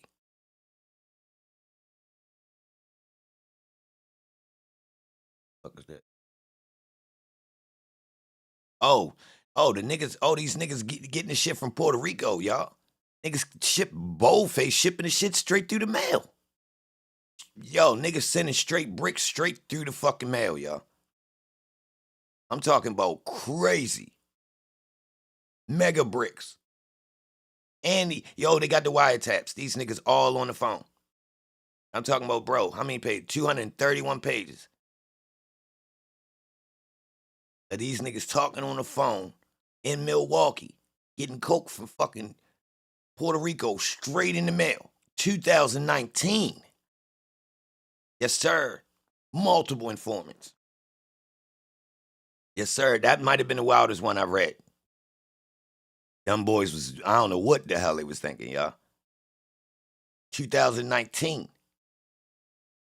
Hood Rich Pablo 1. We ain't read that one. We had First Black Gang Rico. Nah, what was it? Yo, why Global? What the fuck is wrong with your typing? Guano Rondo. Bro, he not Spanish, bro.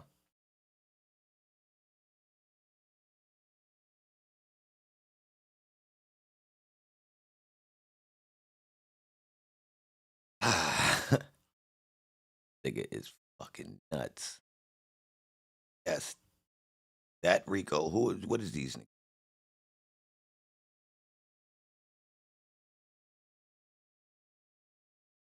David Comunes. Johnson. I don't even know what the fuck. Puerto Rican plug, man. Somebody had family in Puerto Rico and could get the shit cheap. They selling it here $29.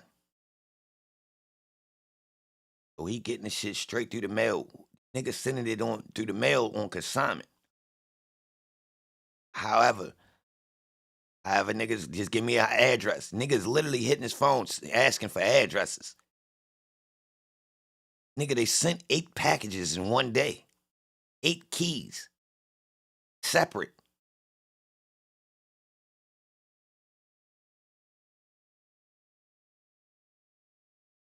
Shit, the rest of the blood card might be telling on SMM. Allegedly, from over the paperwork I've been reading, SMM is the only group to basically go all the way rogue. From what it looked like, I read some paperwork yesterday that say UBN wasn't even official. UBN is fake. Old UBN. Now, they could have been wrong, but in this federal paperwork, the feds is saying UBN was fake. All the blood shit on the East Coast was fake. They ain't even get sanctioned till after like 2010, y'all. That's what they said. They said niggas ain't take the motherfucking all this UBN shit serious until 2010. They say, well, don't quote me on the date. And this federal paperwork I was reading was from like 2012 or something like that. So it's weird the way they was typing it. They was writing in this paperwork, and this the police writing this. They was insinuating that the West Coast ain't never even vouched for the East Coast, to whereas though all these sets is fake, and it's only a couple that's official that have been tied into some West Coast shit. And they basically was saying SMM separated from UBN at some time. So the way if SMM keep coming up in motherfucking indictments, technically somebody could say that the motherfucking blood card is technically, you know what I mean? Because the way it's typed up is they strong enough to branch off on it and stand on their own, dragging their nuts. Now, technically, that's a problem because if you understand, I don't know exactly how the dynamics work with niggas, but a lot of niggas be having internal beef, which technically internal beef is territory. Meaning, I could wipe out another set if I'm stronger. If I get more aggressive with it, not wipe them out like get them out of here, but make them join up with me, which means we dissolving, which means eventually we'll be the biggest and a problem. So looking into the paperwork, the way the law writing it up is different. If you scroll back, I went into a full weird ass like professional breakdown from the law. Now, some of the shit they was typing, you could tell. I'ma say from what it sound like, they had shit twisted a little bit in some of the shit they was writing. So some of it could have been totally wrong. Definitely, but they was hard stamping it.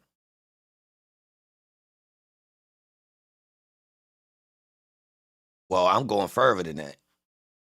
I'm saying that they might be internally setting each other up because there's money involved. So like say for instance, if you know that it's a team of red getting a lot of money out of Atlanta and he ain't that strong, but technically you can't just move on him. How you get him out the way? Well, somebody tell you, yo, really they only that strong cause of homie. You know what I mean? He technically keeping that shit in order. So you tell on his ass, get his ass out the way. Might be some of that going on.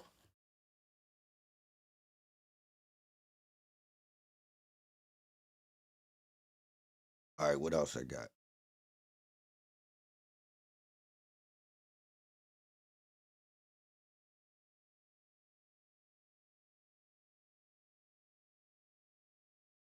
Drug bust in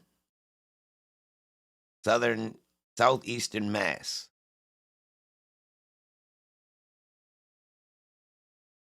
Let me see what the hell this is.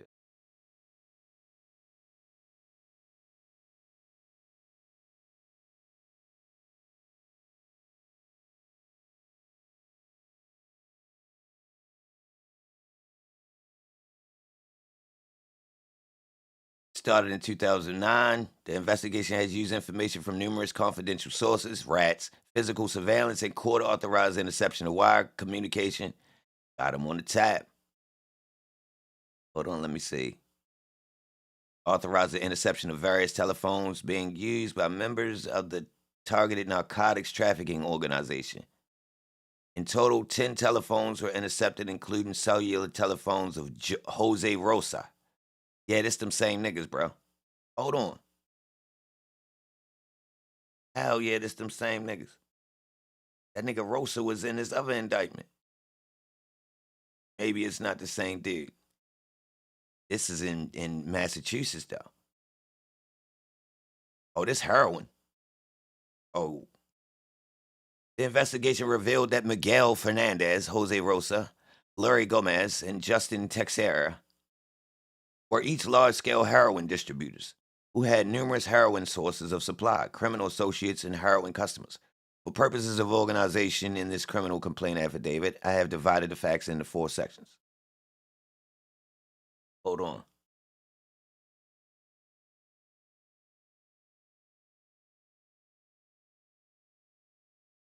It's 126 pages.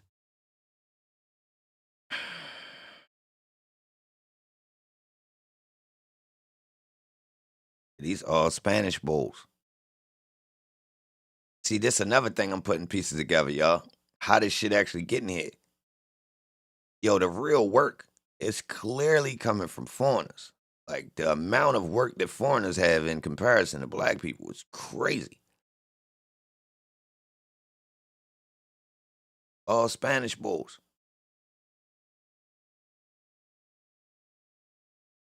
Heroin. Yeah, I gotta get this one. Coming into Boston. Heavy heroin. Give me that. All right, what y'all talking?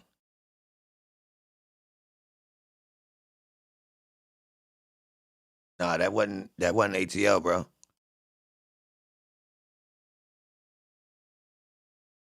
They in every state, bro.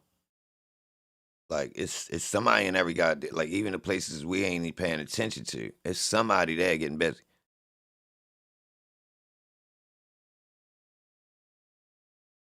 Drug trafficking complaint.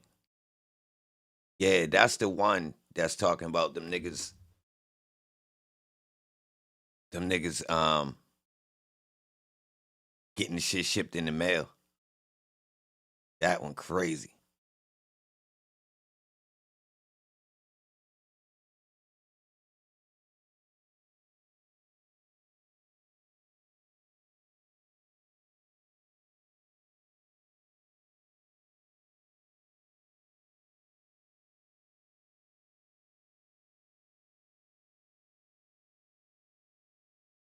$729 pages.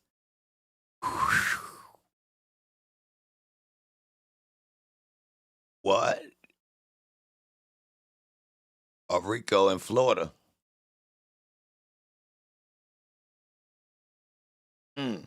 Weed.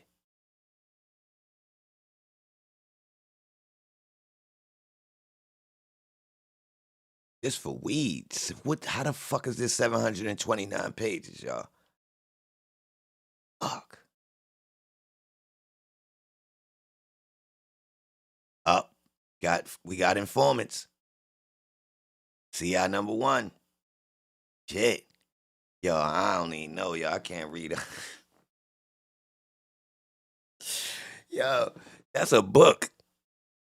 That ain't no damn indictment, bro. Fucking novel.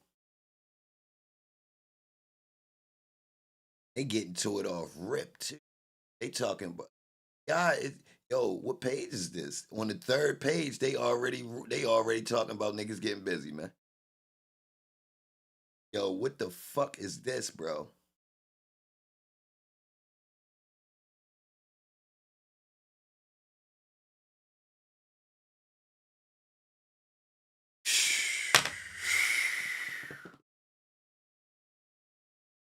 Bro.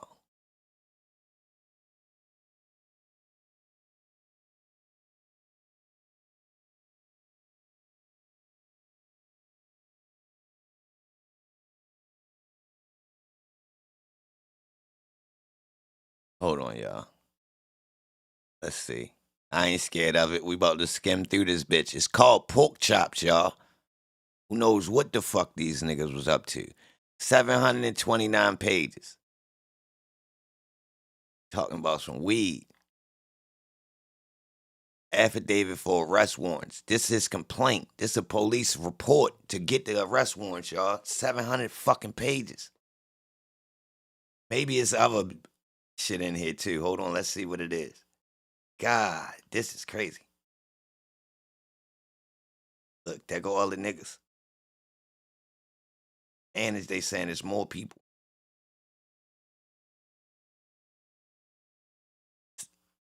Marijuana. Trafficking and or importation of cannabis into the state of Florida. They bringing weed into Florida. Florida got weed. They bringing more weed in. God, hold on. Let's get to the shit though, y'all. On August 19th, agent so-and-so, all right, conducted an interview with a confidential informant. All right, we got a rat. Off top, page 4. We got a rat right here. Look at this. If we could just go through all informants and just see, all paperwork and just see what informants say. Just to see, get the real scope of how these snitches working. Straight up.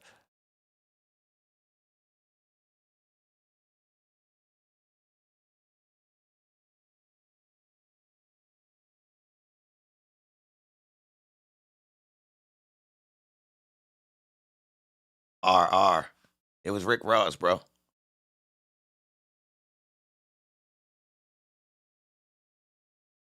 It was Rick Ross.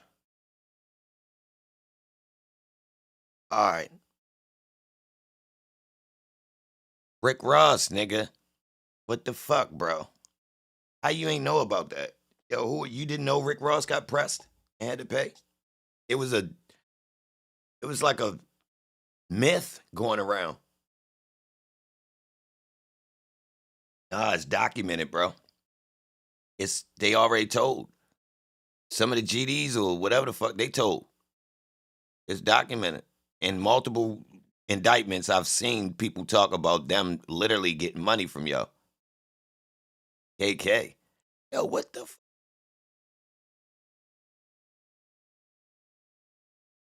Yo, what you mean it was KK? What? The person that did it? Did I read his name in that paperwork just now?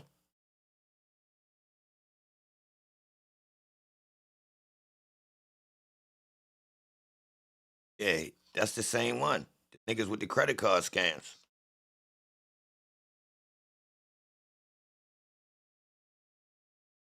Yeah, Kevin Clayton, KK. There you go, right there.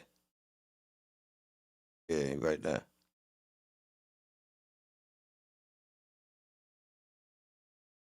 But it's another RICO that talk about it though. It's in somebody else's paperwork because I don't think this is the one we was reading.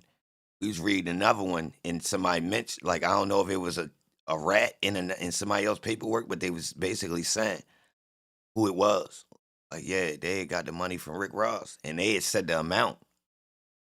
Said 3 million, I believe. Because I remember it caught me off guard. Like, what? Damn. Tied in. He ain't that tied in because the way they pressed his ass.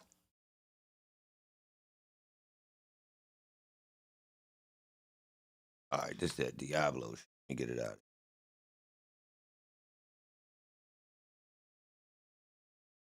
All right, y'all. This. I don't know who the hell this is right here.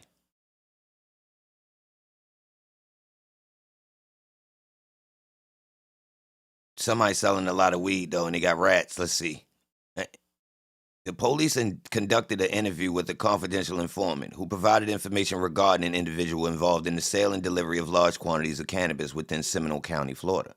Due to the nature of this investigation, it's your affin's belief that there exists a concern for safety. All right, let's keep going. Boom.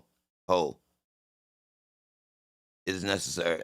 Due to the nature of the affin's concern for the safety of cooperating individuals and due to the scope of the ongoing investigation with additional court orders, search warrants and affidavits, and to protect the integrity of the investigation, it is necessary to protect the cooperating individual's identity. Yep. CI number 1 identified the aforementioned individual as David Cole and provided information regarding Cole's residence, associated vehicles, and other individuals known to frequent the location. CI1 stated he or she has known David Cole for approximately 2.5 years and routinely purchases quarter to half ounces of cannabis from Cole on a regular basis. Quarter to half ounces. It's 1 It's o'clock. a dirty ass rat.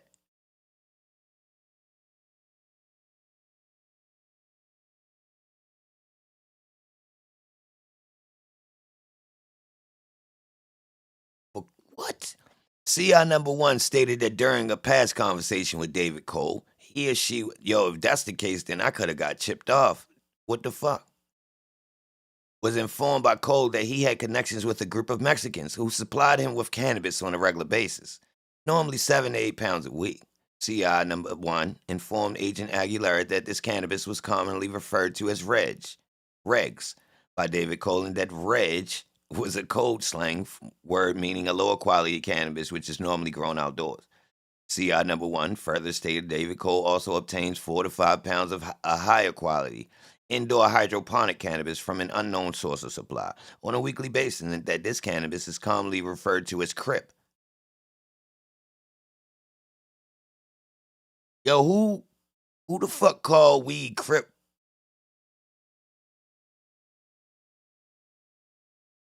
Yeah, niggas crazy. What year is this? Niggas was still getting rich? Hold on, y'all. What year is this? 2004. Okay. Nah, hold. That ain't the actual year. What is this investigation?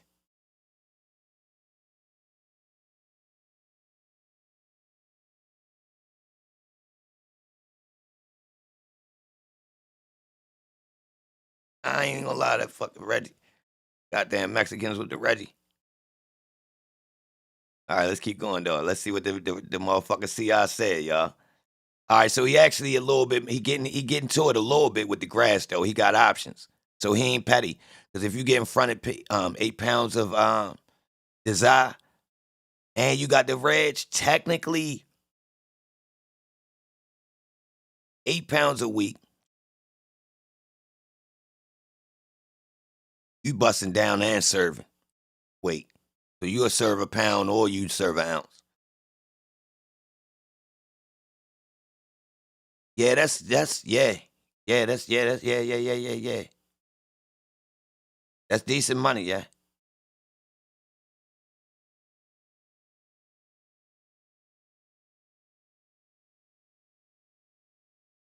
That's decent money, man. All right, so CI1 informed Agent Aguilera that this cannabis was commonly. All right, no, we already got that.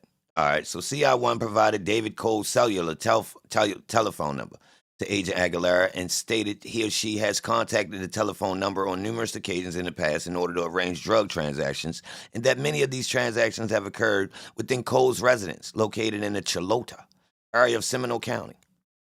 CI1 further stated that on past occasions he or she has observed a 9mm handgun in plain view within David Cole's residence.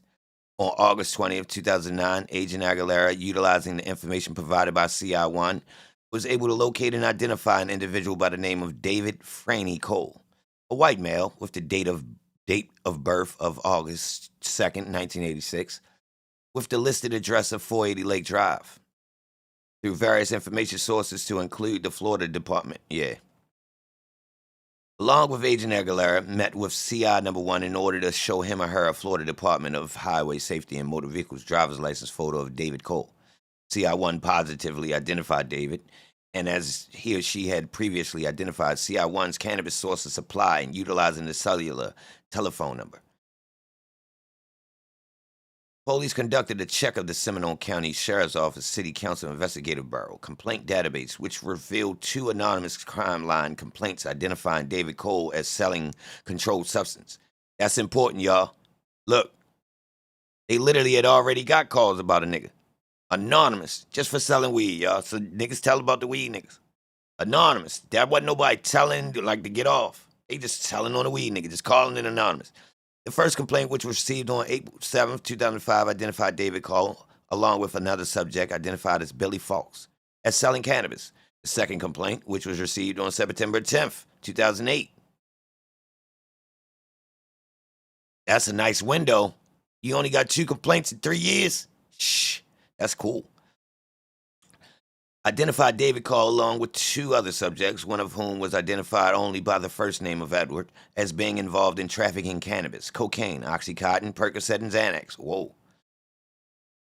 The complaint further stated that the subjects sold the controlled substances from their residence located on Gospel Island Road, and that the subjects also had 3 handguns. Oh, shit. They conducted a criminal background check of David Cole, white male. And they gave out a social security number, they dirty, which revealed the following arrests. July 3rd, 2001, arrest for possession of drug paraphernalia, possession of not more than 20 grams of marijuana, and smuggled contraband. Arrest for possession of cocaine and possession of drug paraphernalia. CI1 placed a cellular telephone call under the direction of Agent Aguilera to David Cole's cellular telephone number. The purpose of the recorded call was to arrange a drug transaction between CI1 and Cole for a later date. At approximately 16:10 hours, CI number 1 placed a recorded call to, but there was no answer, and the call was directed to voicemail, which began with a pre-recorded message stating, "Hello, you have reached David Cole. Please leave your name." CI number 1 received an incoming call from David Cole, who was utilizing. During their recorded conversation, David Cole and CI number 1 made arrangements for CI number 1 to purchase 4 ounces of high-grade cannabis from Cole for an unknown third party for $1,050. Cole also initially instructed CI number 1 to meet him the following day near the University of Central Florida area in order to facilitate the transaction, but the meeting location was subsequently changed to occur at Cole's residence. During that conversation, Cole further informed CI1 that his Cole's source of supply had recently been the victim of a robbery and lost $40,000. Cole also stated because of the robbery, his source of supply was laying low for a little bit, but he was able to obtain some other high-grade cannabis from an alternate source of supply. CI1 placed a cellular telephone call to David Cole. The purpose of the recorded call was to cancel the previously negotiated drug transaction between CI1 and Cole that was set to occur on August at Cole's residence. During the conversation, CI1 informed Cole he was unable to obtain the currency being utilized as payment for the 4 ounces of cannabis and postponed the transaction until the following week. This was at the request and direction of Agent Aguilera. What? A cutie bar for the band? Early 2000s? Yes, sir. Yes, sir. With a $50 tax on it.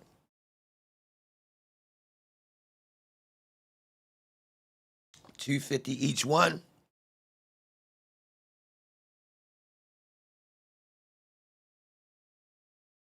Really? $260, $250?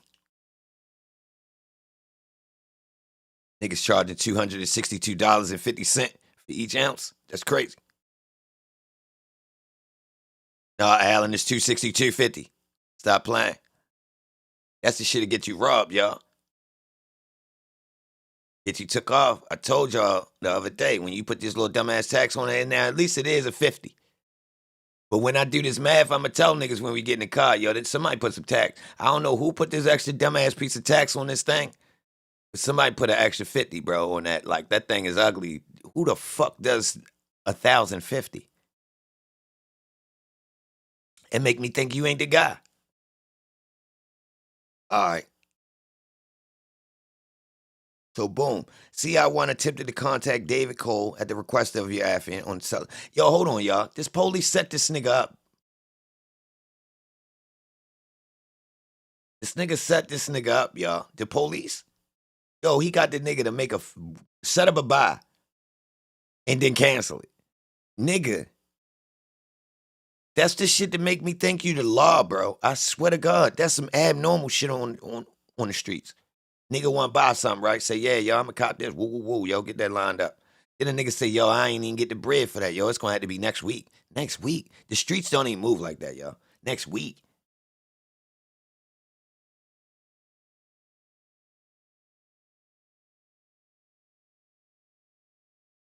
I'd have thought you was the law, y'all. I'm going to keep it real. That shit don't even sound right, bro. What, you was trying to line me up? And niggas got shaky feet or some shit? I swear to God. You better be talking real right when you call back next week. I swear. Because I might think you trying to line me up now. Seriously, y'all. The only thing might save you is me thinking you the law. But if I think you a regular nigga trying to rob me type shit, you feel me? Because that's weird. Next week? What you talking? Like your paycheck? So you saying you didn't get the paycheck this week?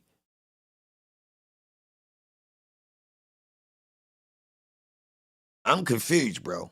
Because I got this shit ready for you. And you say, ho, ho, ho. Look, we made a spot, bro. We already determined where we meeting at, right?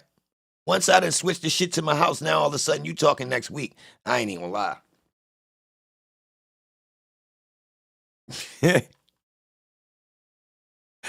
All right. So CI number 1 attempted to contact David on cellular phone. CI stated that the call went unanswered, but within a few minutes of disconnected, CI received a return from David Cole, who was hitting him with the Wambookie, calling from a different number. Oh, no, he called back from the same number. CI number 1 informed your affiant that during their conversation, Cole asked CI what he or she needed, and CI confirmed he or she's still in need of the previous discussed 4 ounces of high quality. All right, CI and David agreed to meet the following day. All right, CI contacted David Cole, confirmed that they previously arranged drug transaction was still going on to occur on today's date, and CI was to meet David Cole at his residence. See, all this calling is too much, y'all. All this calling too much. We doing too much setting up the same meet. I only do one conversation about a meet, y'all, to be honest. We not going to keep reestablishing where the fuck we meet. Yo, at approximately 1842 hours, with the police, with the assistance of Agent Joseph Aguilera, met with CI1 at a predetermined location. At approximately 1843, Agent Aguilera searched the CI's person and no controlled substances were located. CI number 1 had no U.S. currency on the CI's person. Your affiant search Yo, they be saying that the CI didn't have no money, right? They searched them. They ain't checking their socks and underneath their shoes and their soul, you feel me, in their butt. So technically, they could have, it's reasonable doubt that they still could have, they could have had their own money on them. Or some drugs. For real. The affiant searched the CI's vehicle and no currency or controlled substance were located. So he searched the whole car, bro? Stop. Aguilera equipped CI number 1 with an audio transmitter, which was monitored and recorded. CI1 was given $1,050 in serialized U.S. currency for the purpose of purchasing controlled substances from David Cole. Yo, I seen a nigga hit a controlled buy and then buy some weed from a nigga, get hemmed up, and they go through that nigga pockets and look for the money, the marked money, and the nigga don't got it. In less than 10 minutes. Did you hear what I just said? We outside. Nigga run to a car. Go hit the car. Go hit the sale. Come back. Niggas ain't even paying attention. Niggas ain't paying attention to the nigga in the car. None of that, right? Nigga come back with the money. Literally walks back to the porch where we at. Ask the nigga, yo, let me get such and such, which is some weed. Meaning he took the money from the sale. Literally came back and bought the weed directly from the nigga on the porch. Everybody still there. Nigga, within 5 minutes, the knockers, the undercover police run down. Niggas don't know what the fuck happening. Shook. The fuck? They run in this nigga pocket. I ain't catch on to what they was looking for till they specifically like it's not, I don't see it. It ain't here. Nobody got it. They was looking at everybody's money. And then I finally clicked on. Yo, if that nigga ain't served that nigga that motherfucking bag of weed, they was looking for marked money. You just hit the sale. And on the strength, niggas ain't had no more work. They couldn't do nothing. Think about that, y'all. I swear to God. That's some crazy shit, ain't it? Nigga hit a sale, a controlled buy. They couldn't do shit because they couldn't find the money. Real shit. That fast. I don't know what the fuck. Nigga with the weed. Like, I don't know if they ain't search him. They specifically only hemmed up the nigga. But I remember them looking for the marked money and couldn't find it, y'all. Real shit.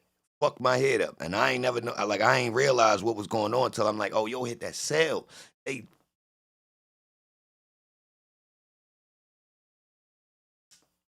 that's crazy. But yo, pay attention, yo. Mark money, bro. Think a nigga is the law. Get rid of that shit. That shit could mean your life. Real shit. Mark money. Look at the money or put it up. Like, tuck it. Like, think about it. All right, say you hit a play and you see the law. Get rid of the money. You feel me? This shit might save your life, bro. Get rid of right there. Right there, yeah. This right here might make or break you, bro. Do something with that. Do something with that because they got the pictures of them serial numbers. They got the pictures, baby. It ain't going to look marked. It ain't marked. They took the picture of real money, of serial numbers, so that you can't see it's marked.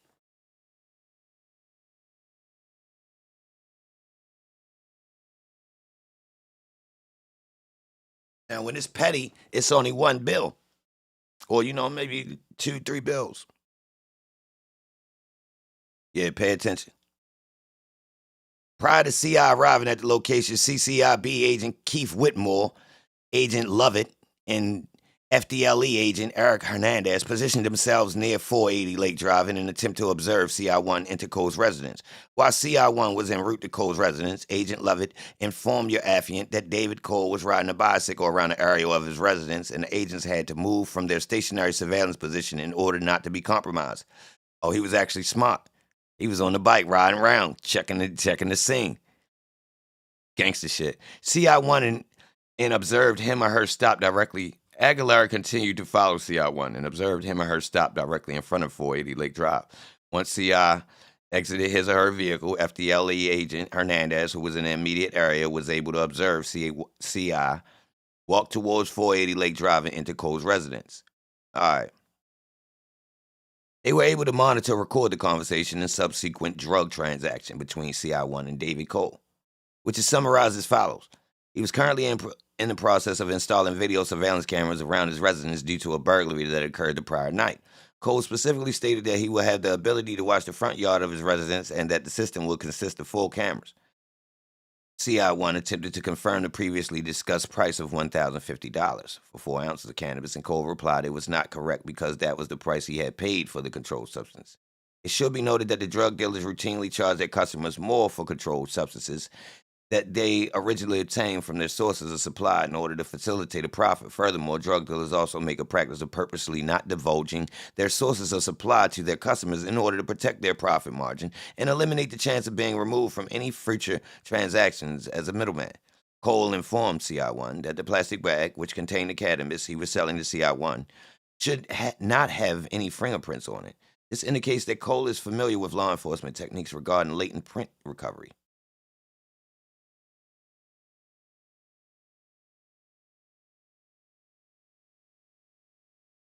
Cole informed CI1 that he had numerous firearms located throughout his residence. CI1 did observe a handgun lying on a ping pong table in the living room. Most I would pay for a kid. Depending on where I'm at. I'm privy. Shit. I'm paying market price. I'm paying market price, Alan. I know how I go. Yeah, you somewhere where it ain't at, that motherfucker high. Somebody gotta get it there. If you in the cut, if you real like you in a deserted area, to be honest, like where it's a lot of you gotta go through a lot of fuckery to get there, that shit gonna cost some bread. I get it. Cause I ain't bringing it. So I get the price. I understand.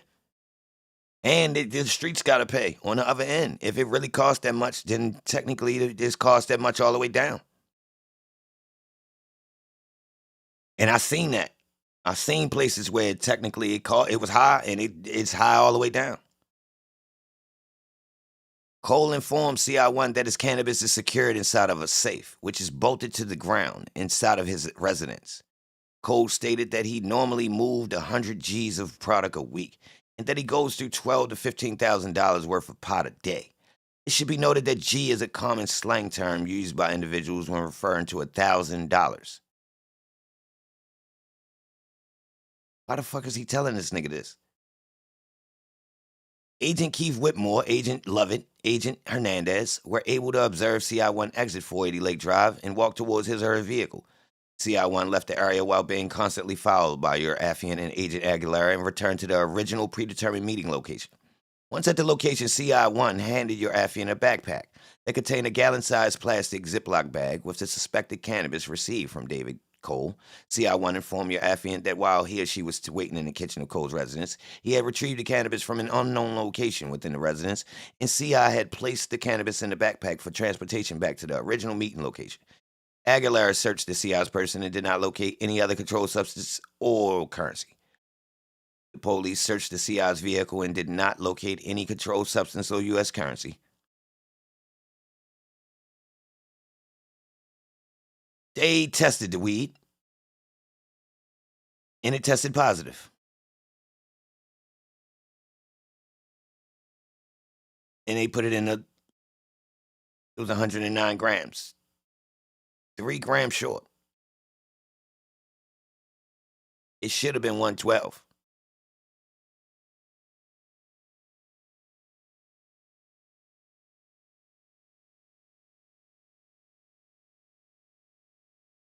Your affiant made a permanent record of the transaction on compact disc.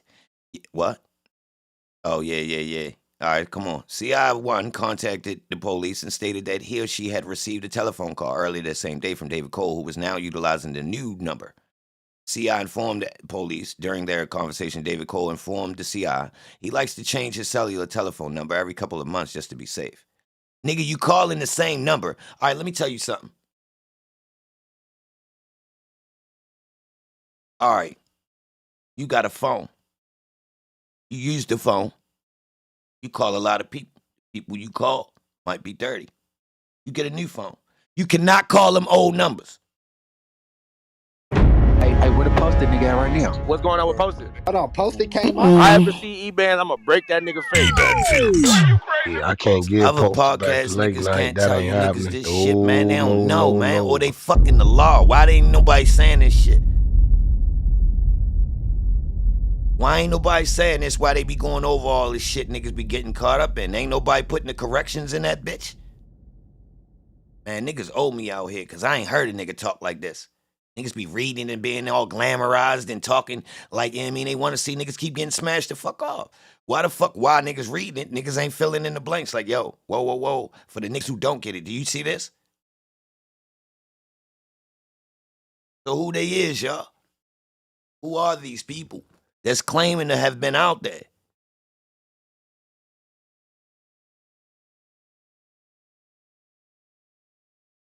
What they was doing?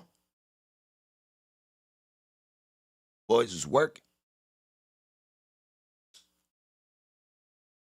Straight up, y'all. Ask yourself.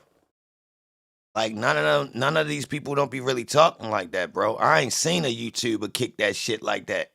Like, bro, look, pay attention, bro, just in case you in this situation you might want. Cause yo, that's how niggas talk outside. If they really understand what's going on, the first thing you think when you hear about the side effects or the repercussions of the streets, when you hear the backlash, the shit that come back from it, and you hear, oh, they was doing it like this, and the law was on it, the conversation should automatically turn into, yo, niggas need to, yo, you think we need to get rid of these phones? You need to just get off the phones, huh? Like, you feel me? But nah, these guys don't talk like that. They want to help filling prisons up. They be skipping over all this shit in the indictments. Niggas skipping over all this shit. Nigga just show you the murder charges and all that. They not showing you how the fuck the boys got chipped off. Talking about niggas snitching and whether it's right, but not how snitching works and how to avoid it. Where the fuck that nigga at? Hey, where the posted nigga at right now? What's going on with Posted? Hold on, posted came up. I ever see E-bands, I'm gonna break that nigga face. Yeah, I can't give posted back to late night. That ain't happening. No.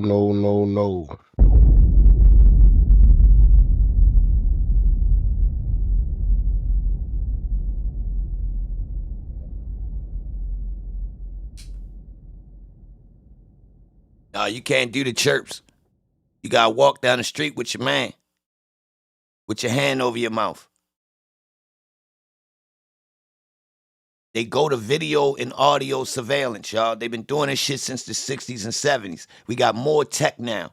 So if you and your mans, technically, you don't want to even walk with the nigga outside. Because that's a RICO. Because y'all two important niggas if y'all obviously got to meet up to be walking down the street to have this conversation to make a deal without somebody being able to listen. Can't be lazy, though. A lot of money on the line. A lot of time. Ain't no time to be lazy, though. What you gonna do? Yo, I'm about to come pick you up. Leave your phone. Hold up. Check this out. We ain't even talking in the car. About to drive where there's no technology. Ain't that many spots where it's clearly kind of far from the tech, but I know where to go. Where the water at? Let's go talk by the water. Yeah, where the niggas fish at? You got towers around here? We ain't even got our phones, but we gonna get away from the tech. Let's go talk. You get it? Now, if you lazy, you wanna go to jail.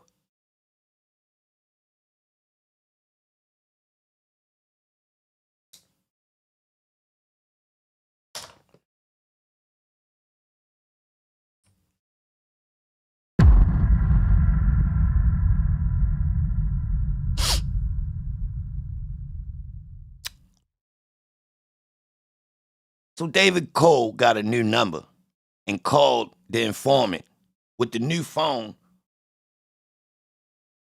with the old numbers. Not smart. Think about it. But CI1 informed Affiant, the police, during their conversation. David Cole informed CI1 he likes to change his cell phone number every couple of months just to be safe. He wasn't safe. The police knows through training and experience that drug dealers routinely change their cell phone numbers in an effort to avoid law enforcement detection and investigation. Police requested a subpoena to be issued to Metro PCS by Seminole County for subscribing for the new number, y'all. Immediately. Same day. Look, September 8th, 2009, the CI told the police, yo, the nigga got a new number. Same day, subpoena to Metro to tap the goddamn line. Same day, y'all. Up. Hold on. 6 days later, court order authorizing the trap and trace device. There you go, baby. 6 days. Bro, you got a new number. In 6 days, it was tapped.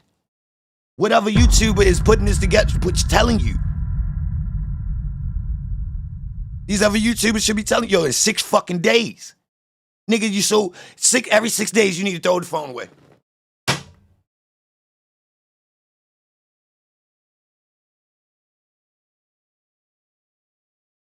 Fuck that. That might have been over the weekend. Shave 6 days. I'm going on 4. I'm giving them the weekend.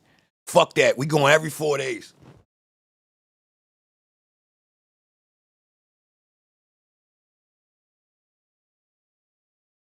Every 4 days.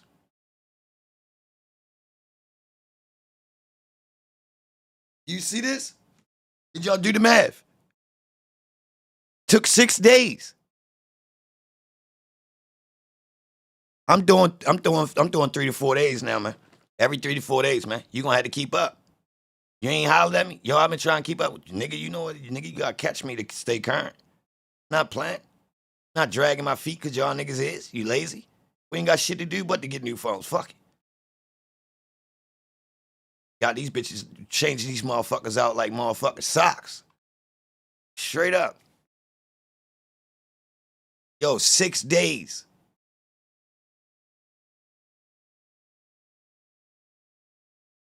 And nigga, he went directly to Metro and plugged in. What the fuck? How the fuck did he get in contact with Metro that fast? Like, what, he got a direct line?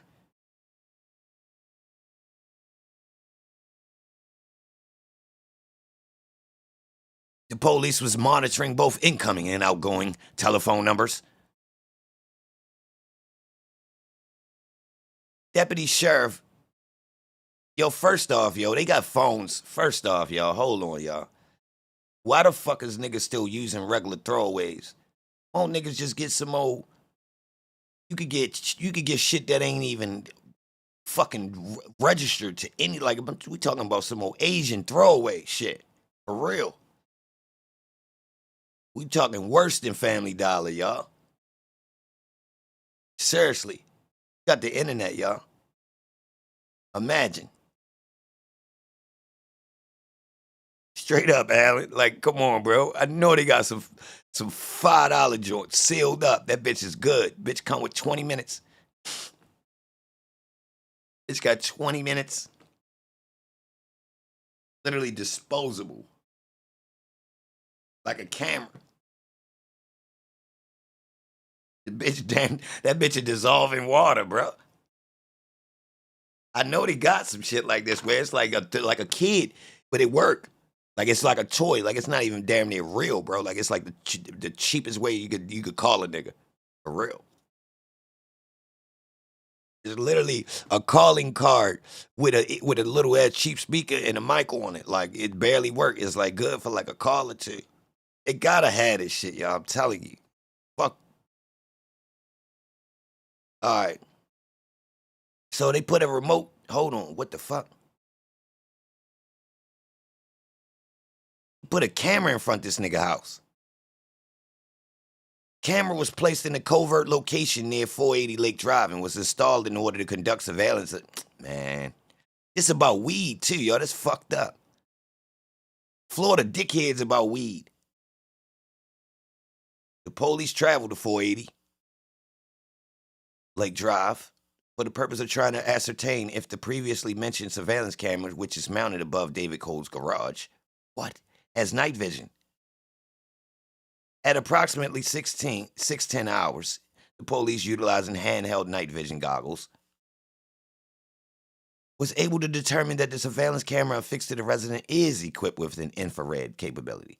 Infrared light can be observed through the use of the night vision goggles, thus making it possible for David Cole to watch and or record the images from the camera in complete darkness.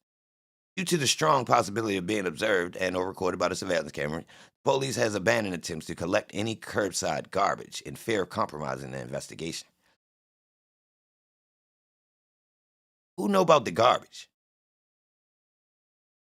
What you supposed to do with the garbage?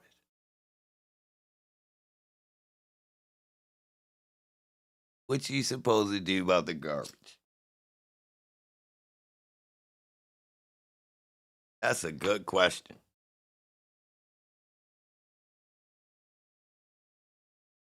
On October 7th, the police obtained a court order authorizing the installation and use of a mobile tracking device for both vehicles owned and associated with David Cole and are described. And this is a white man on his ass too, y'all. Keep in mind. A Jeep Cherokee bearing Indiana tag. He hot as a bitch with Indiana tags. A Ford F-250 bearing Indiana tags. He hot as a bitch with Indiana tags. In Florida? Yeah.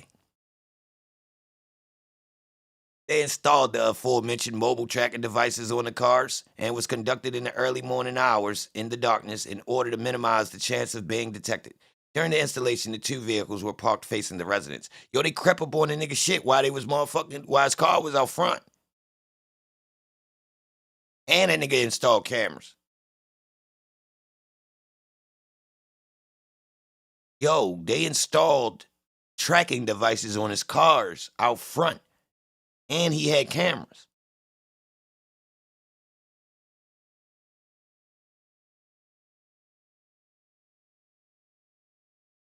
Deputy Sheriff Carrero and Deputy Sheriff Prats covertly approached and installed the tracking devices in the rear of both vehicles, thus minimizing the chance of being observed.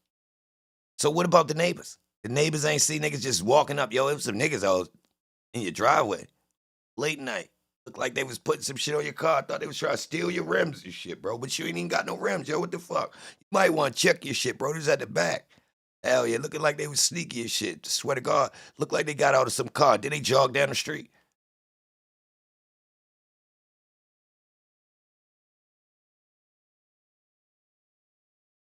All right. So, the police received subscriber information for another number. Pursuant to the request that had been made on September 8th, the subscriber information revealed that it is subscribed in the name of Chip Harris, whoever the fuck that is, to identify and obtain information regarding Chip. Motor vehicles database, we looked it up. The police knows through training and experience that drug dealers commonly utilize cell phones subscribed in fictitious or false names. All right. So they on this number, y'all. The subscriber information that is David Holden. They got another number. So we on wiretap shit, y'all, for weed. Keep that in mind. Oh, shit. These niggas even got the ESN number of the phone. Yeah, they getting dirty.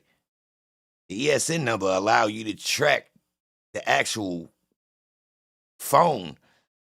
So if you switching out SIM cards and the ESN number keep coming back, that's proof that your bitch ass trying to evade detection. So technically, by them having the ESN number, that's a way of them proving that your bitch ass was trying to be slick, to be honest, if that's what you're doing.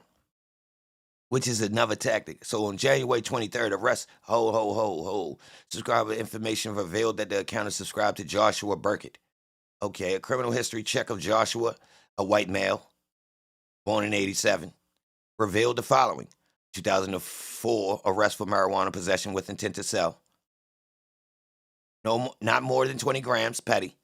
Technically, that should have been possession. Less than 20 grams. Nigga could smoke that today. Technically. Got a domestic violence. Probation. Ain't nothing heavy. You know. Straight white boy shit. Oh, we got a black man. All right, here we go. Uh-oh. So it was 82 incoming and outgoing calls were made to and from. Subscriber information revealed that this account is subscribed to Martin Belson, A criminal history check of Martin, a black male with the date of birth of 1984. Arrest for criminal mischief, $200 and under. Arrest for possession of marijuana, under 20 grams. Jacket, pretty clean. So here we got another dude, Michael Dukes. DUI, possession of marijuana with the intent to sell, drug possession, violation of probation, aggravated battery. Yeah, these boys ain't really that heavy. CI number 1 stated that the call went unanswered and he or she left a message for Cole.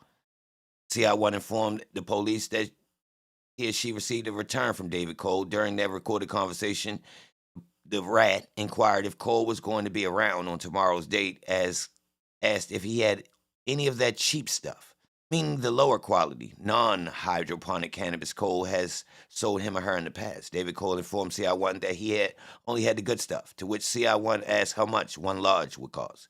David Cole replied by asking CI1 if she meant in O that it would cost $310. See, here this nigga go with these fucking petty-ass taxes. I'm taking them off, y'all. I'm taking them off. I'm taking them off. 310? I'm offended. Everybody gonna be pissed off when I call the nigga and the nigga say 310. Niggas not even gonna believe he said that. I swear, everybody in the room, when the nigga say, yo, how much the nigga want for one? Nigga like 310? Everybody gonna turn around like, what? 310? What the fuck kind of tax is that? That's a $60 tax? That bitch cost $250 and the nigga just put $60 on it. Nigga put his gas money and $50 on it. That's crazy.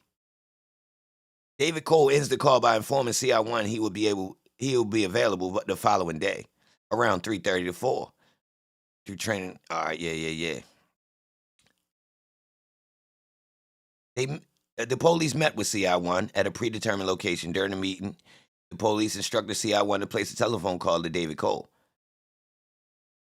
In order for CI1 could travel to his residence in order to complete the previously arranged drug transaction. CI1 placed a total of 3 calls to Cole's cellular phone that all went unanswered. Yo, the weirdest part about this goddamn paperwork is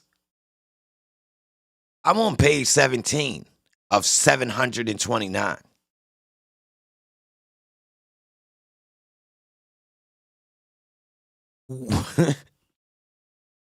Yo, what the fuck do y'all think happens?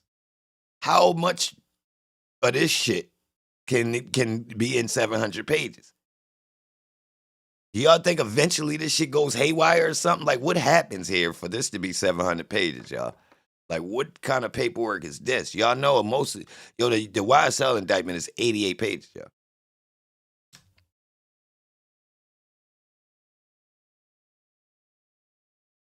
Nah, this worse than a movie.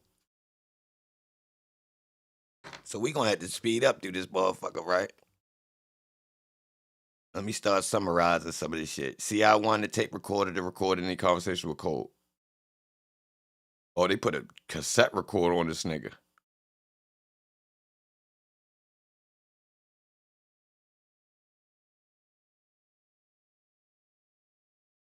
Yo, he had a cassette recorder. God. In 2009. Niggas using recorders on niggas. They met with CI1 at the predetermined location, placed a recorded telephone call to David Cole, and confirmed that previously arranged drug transaction was going to occur on today's date, and that CI1 was able to meet David Cole at his residence. Yo, I'm not with all of this, so keep calling about the same transaction. That's some police shit. So they searched the CI, seeing he had no money or drugs, and then he was given $260 in serialized U.S. currency for the purpose of purchasing controlled substance from David Cole. I thought he said $210. Now niggas got $260 on the board. See? Niggas playing felonious with these numbers. The police and the connect. I'm not fucking with niggas. So the police arrived in the area prior to CI1 and obtained a stationary surveillance position near David Cole's residence. Approximately 12:54 hours, Agent Ag Observed CI1 park his or her vehicle in the driveway of 480 Lake Drive, but due to the angle of his surveillance position, was unable to observe CI1 into the residence. Aguilera observed C1's vehicle back out of the driveway and relayed the information to Lovett and Agent Foley. CI1 left the area while being followed by Lovett and Agent Foley and returned to the original predetermined meeting location. Yo, you know what? Every once in a while, you should just follow the nigga you served. Yup. That way, if he is the informant, they gonna have to do a lot of finagling. Like, just follow the nigga.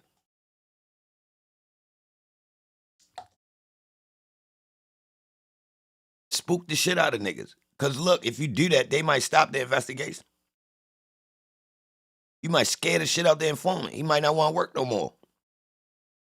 Just fucked it all the way up. Now they ain't got enough work to really press you because they was trying to get the shit built up. Now you done followed the nigga. They scared as a bitch. He's scared. He like, yo, this nigga followed me for 45 fucking minutes after I copped. What y'all want me to do? They like, keep going. SCI. He ain't gonna want to keep copping.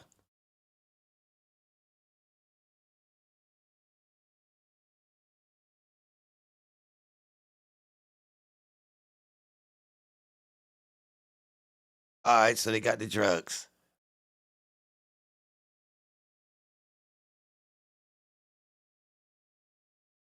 Cop the ounce. It's petty, y'all. Let's see if it build up. Let's skip past. And it was short, y'all. It's only 25 grams. Why does niggas keep shorting niggas? It's 28 without the bag, man. 29 with it, man. What they doing? Anything is supposed to be 30. You get money. That's for your troubles.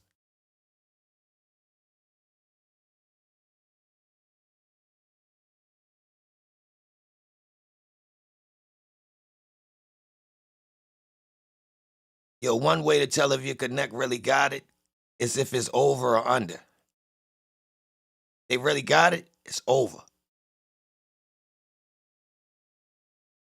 Extras. Niggas ain't got time. Niggas dropping, spilling shit on the floor. For real, niggas stuffing shit. We talking extras. Whoever got a pound with 17 in it. 17.3 ounces. Whoa! Whoa! Well, you gotta count back yourself. You done bagged up 16. And you look at the bag like, hold on. That's 16. About an ounce, right? Damn, homie must be eating. Them boys stuffing back. What the fuck? Niggas ain't got time. Niggas bust down a pallet of weed. Fuck I look like? To the gram. I know they iron out pounds, y'all. A 17-ounce pound is someone who just scooped that shit, y'all. Stuffed it. I know what it looked like. Give a fuck.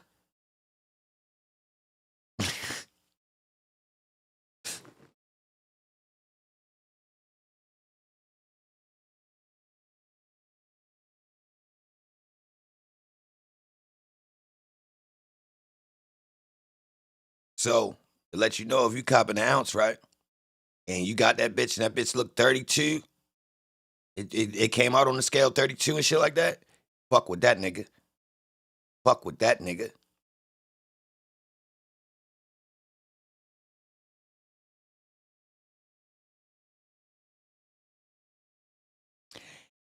As previously mentioned in his affidavit, a covert remote camera was installed in the area of David Cole's residence in order to assist with conducting surveillance of the activity occurring in the area. It should be noted that the camera does not have night vision capability, thus limiting the video.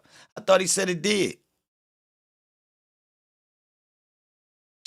This bullshit ass camera.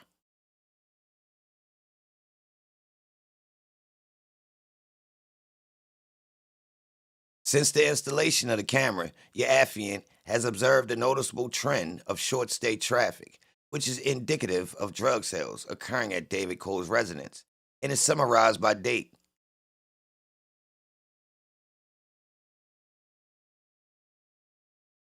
At approximately 1915 hours, an unknown black male arrived in the area driving an unknown make maroon vehicle. The black male approached the residence, knocked on the door, and entered. At approximately 1919, the black male exited the residence and left the area in the maroon vehicle. Damn. The total time of David Cole's residence was approximately 1 minute.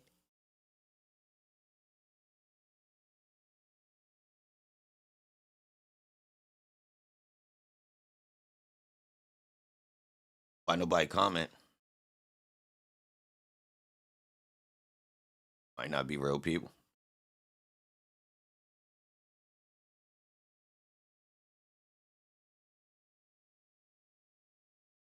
Might not be real people.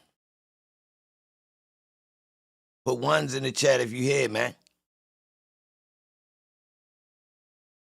So they up here, they catching sales on the camera, y'all. The white male approached the residence, knocked on the door, and entered. Nigga was in there for 5 minutes.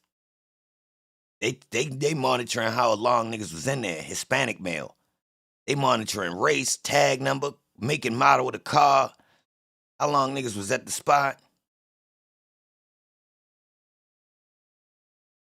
The Hispanic male was observed moving a large black bag from inside of the driver's passenger compartment area of the vehicle to the truck area. After placing a large black bag in the truck, the Hispanic male removed a plastic grocery type bag and a small black item, possibly another bag, and returned to the driver's seat of the vehicle. After a few seconds, the Hispanic male again returned to the rear of the vehicle and placed the items inside of the trunk. At approximately 12:47 hours, the subjects left the area. Total time inside, 6 minutes. So, yo, if you're not a member, become a member, man. If y'all fuck with this type of content, let me know you here. David Cole arrived at the residence and met with the unknown white male in the driveway. The unknown white male, who was carrying the book bag, followed Cole into his residence. The white male exited the residence still carrying the book bag and left the area driving a green Dodge pickup truck. Total time inside of David Cole's residence was approximately 5 minutes.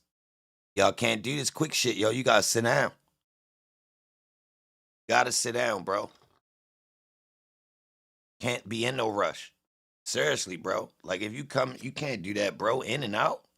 Really? That's pre-crack, bro. Niggas out the house and niggas doing it like a drive-thru? A walk? Man, that's dumb.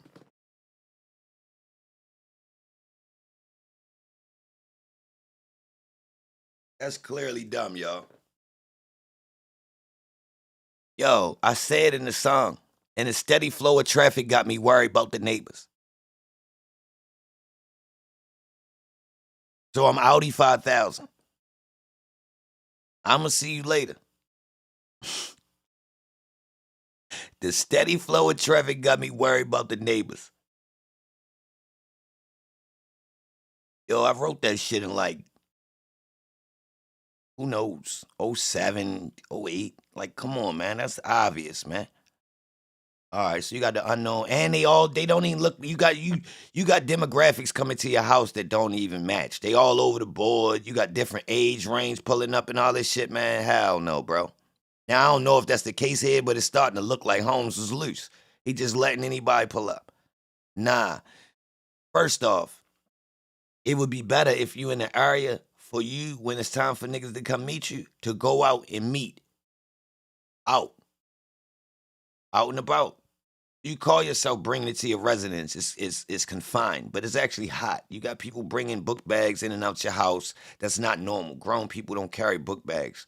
I mean, it's rare. That's a red flag off top. Any type of bags, to be honest, especially a bag going in somewhere and coming out. Bags supposed to go in, they don't come out. Or vice versa. If you coming out with a bag, don't go in with one.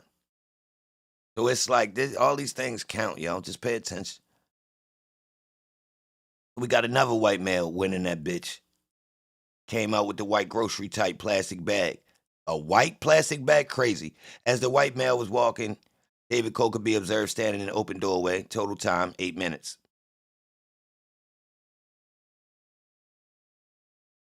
All right, here we go. Nigga was in there for 1 minute. God damn. These niggas is impatient. 11 minutes. Fuck. Hopped out the Chevy with the book bag.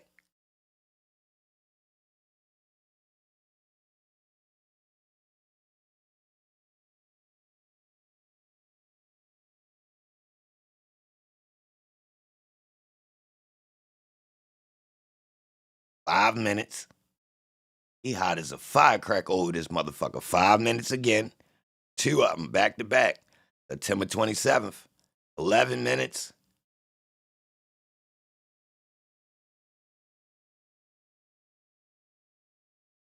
Two unknown black males.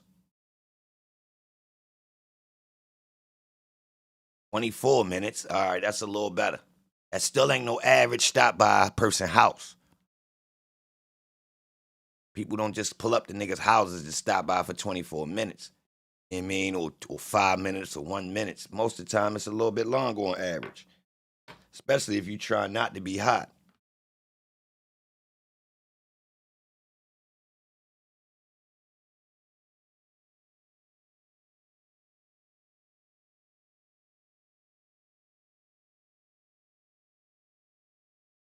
So this dude was there for 7 minutes. Here we go. Gold cream color Escalade.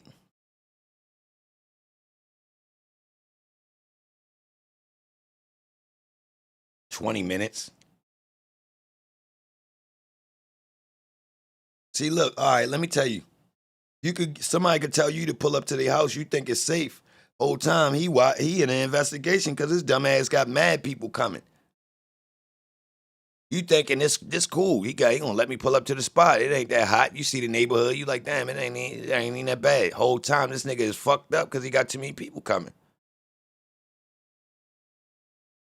Nigga there for 19 minutes. This a nice set of people too, y'all.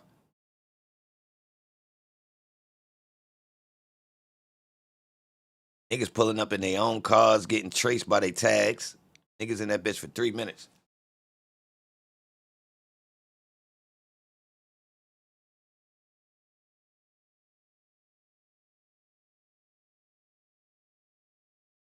What middle name? Nobody don't even know my middle name.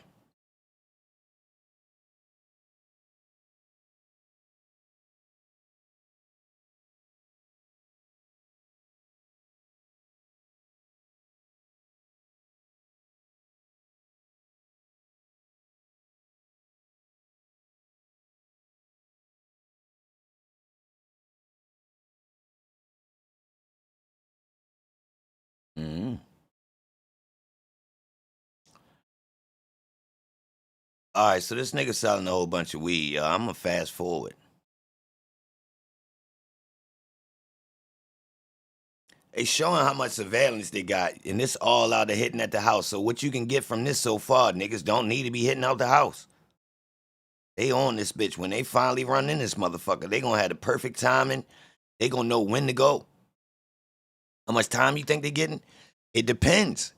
Cause at some point in this motherfucker, something weird could happen. Somebody could get robbed or shit could escalate and turn into some show enough crazy shit real fast. Cause it's he's shaking and moving. And his house got robbed once. So we talking about somebody coming that bitch at the wrong time. This nigga liable to shoot something or get shot. So this shit could turn crazy fast. Now it look like they focusing on one nigga at the moment. I don't think he the only person involved. It look like they gonna spin somehow and get on to somebody else eventually. Cause this motherfucker, like I said, I'm only on 30 pages. Got 700 left. I don't even know how far this shit could go like this. Let's see. Fast forward. All right. It changed up.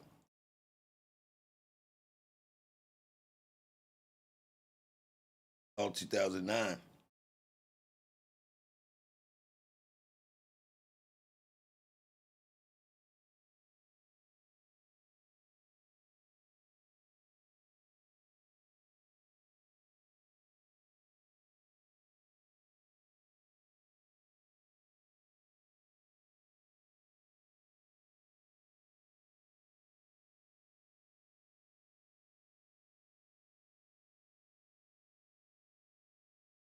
Tapped another phone. Oh shit, they got the convo now.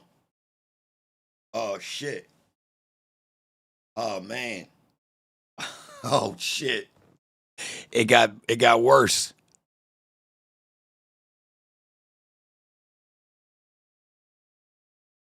Bro. I don't know what made them 808, what up? You just got here. You missed the beginning, y'all. Where I was talking about a RICO of some rap niggas from the early 2000s in Atlanta that was robbing niggas and getting busy for real. Now, a RICO had a lot more drugs and connections, and it was simple. You know what I mean? Not that many guys in Atlanta, and they was a rap group. They literally told the police we was funding our rap. Nobody, you got to be in Atlanta to have heard of these niggas. They ain't make it up out, like they ain't get famous. Nah, they was from Atlanta. Well, I'm assuming. Hey, where the posted nigga at right now? What's going on From with posted? Hold on, posted came I up. ever see E-Bands, I'm gonna break that nigga face. Yeah, I can't give posted back to late night. That ain't Hollywood happening. Apartments. No. The police smoked something for them niggas. One of the police grew up with him. And he said he went on a slide with them niggas. Yeah.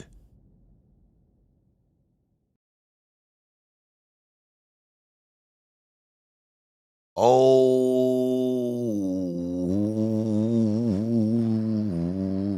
9 to like 04, 05, some shit like that. So it's basically these boys was moving some birds. They had access to some birds. They was beefing with Hollywood Court Apartments or some shit. I'm fucking the names up, y'all. And they was from, man, what street? Perry Boulevard. Yeah, the boys had the traps off of Perry Boulevard.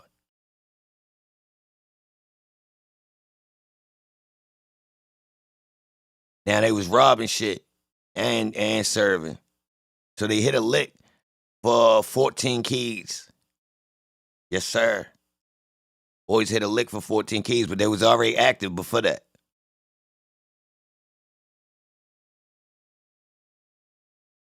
They ain't the dudes that had T.I. scared and made them cop all them guns. I don't know, Lee. Somebody did mention homie.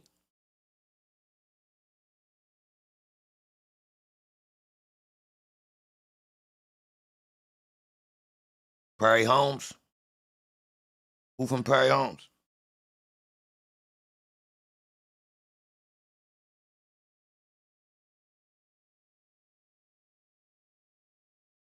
Yeah, but that was at the beginning. It's 2 o'clock.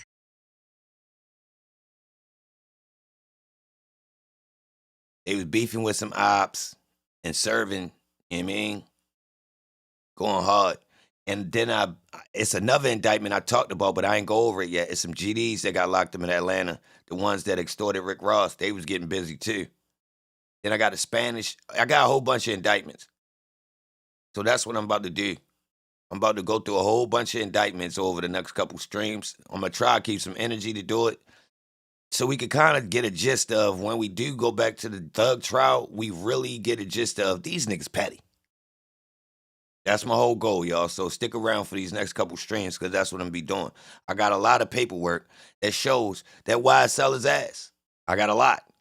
I'm talking about I got like, it's more than 20 goddamn indictments right here. Oh, and Rayful Edmond might be the most sophisticated rat ever known to man. I was in some Rayful Edmonds paperwork. I don't know, Lee. You know something I don't know. Well, tell me the other indictments y'all want me to download because I'm trying to get them all. I want them all. Since niggas want to do paperwork, we going to go through for real. And while I've been going through, I've been teaching niggas how to not get locked up. Yeah, I found the new thing. I found some shit niggas ain't doing. Or they just ain't smart enough to evade the law by using previous tactics to reverse engineer it. Allegedly. All right, so look, this a white boy that was selling a lot of grass in Florida. Look at the bloody summers. You gotta give me some direct paperwork, Lee.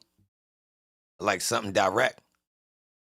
Because if I go at it like that, now I'm reading it from a story of like, you know, give me a base, something to, you know, something.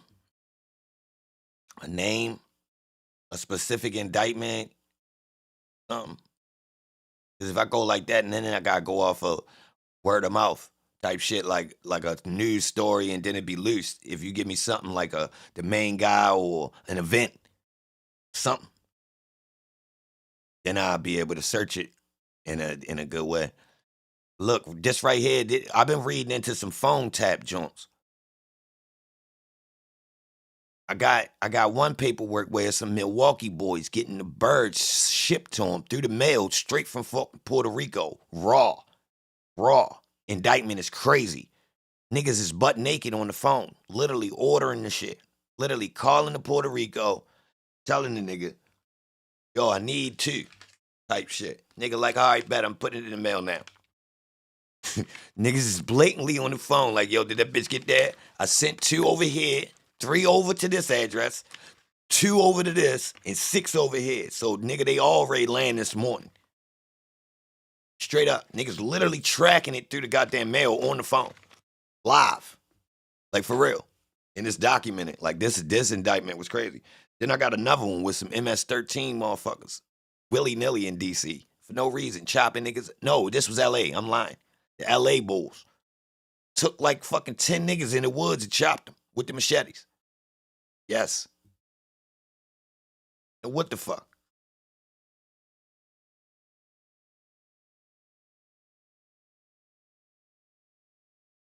Everybody chopping niggas with the machete, man.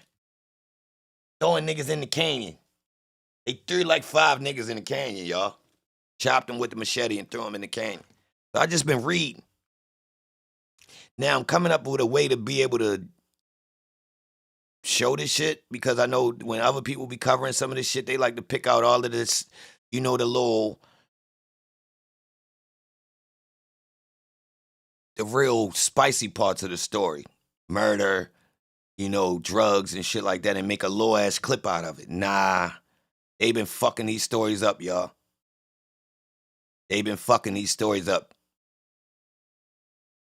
They just glamorizing shit, to be honest. They not showing niggas what's really, yeah, I mean, did you really read that shit, bro? Or you just was caught up in when you seen niggas getting smoked and gunfire and shit. Nah, did you read the fuck ups? The niggas is literally telling you what not to do because niggas tripped up. You see the trip right there. It's literally typed out in a linear fashion where the nigga fucked up. No, you done fucked up, right? It's right there. So, like, as you read these joints, you can see where niggas just went. Some of them just go off the handle, off rip. These niggas just radical. Niggas started. They was crazy. You feel me? Niggas ain't had no organization. Then some of them is very organized.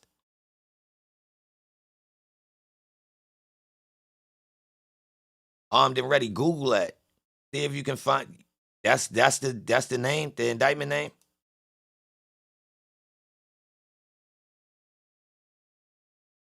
Find the link for me, Armed. You should be able to find the direct link to the. Well, fuck it. Let me search it real quick. But if you search some of these indictments to these famous people, it pop right up.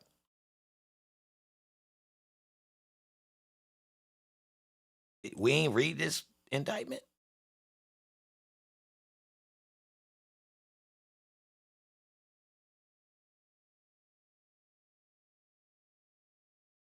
In a way.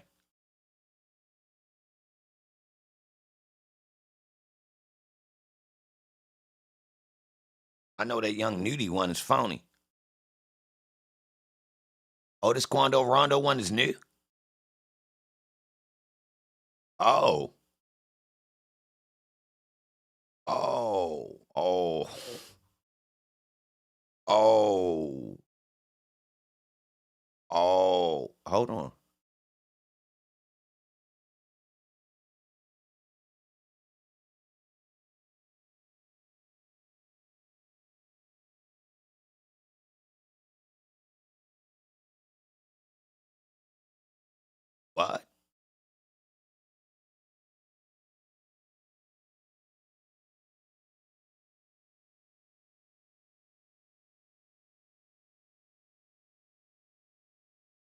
He got indicted on June 14th. He bailed out.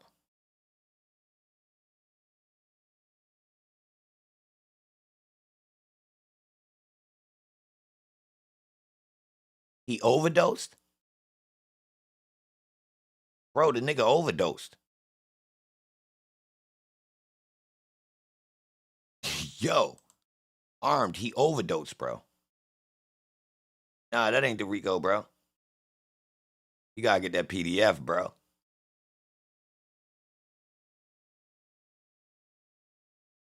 Gotta get that PDF, baby. Hold on.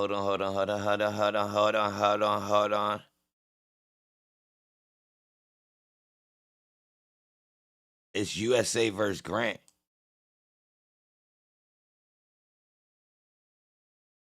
Jermaine Grant at the top.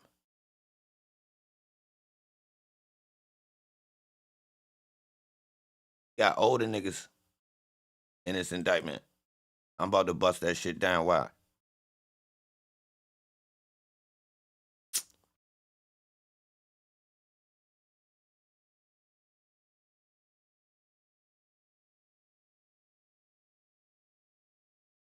That's the hold on. Here's a federal indictment. Yes. Is it?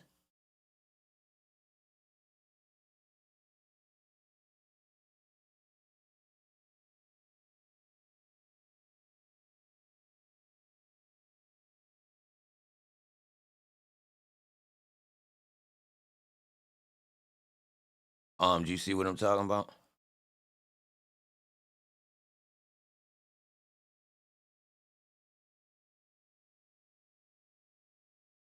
Yeah, it don't got no direct link to the paperwork. Normally, sometimes it do though. For some reason, in this one, it don't.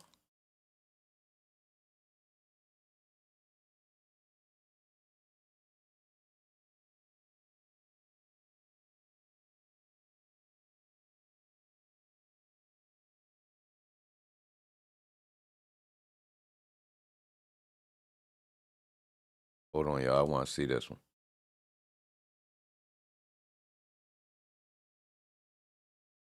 Yo, he overdosed. Did they talk about that on the internet? Who knew that? It's in the paperwork. Say the nigga overdosed in the accident. Who knew that? Who knew?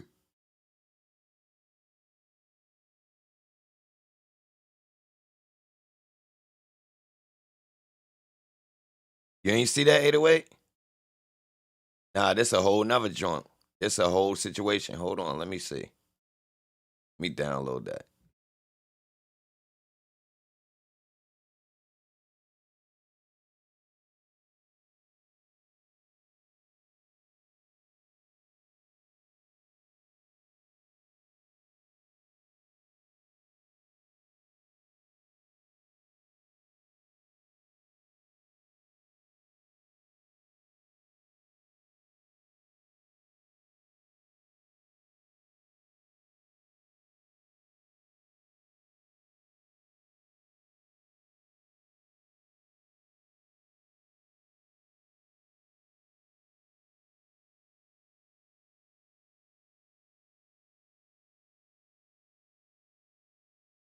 FBI spokesperson taken into custody on federal drug charges.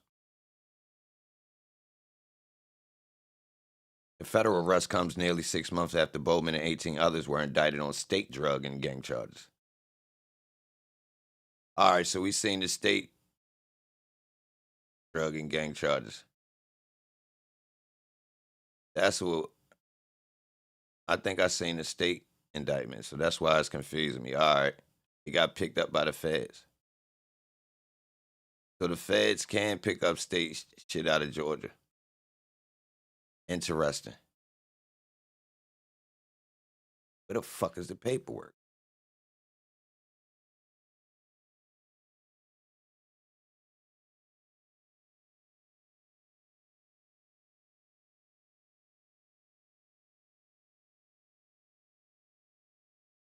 Uh,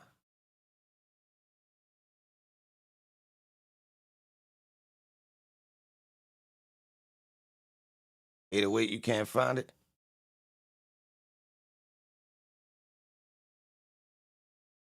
BG testifying. What? When? What, that just popped out?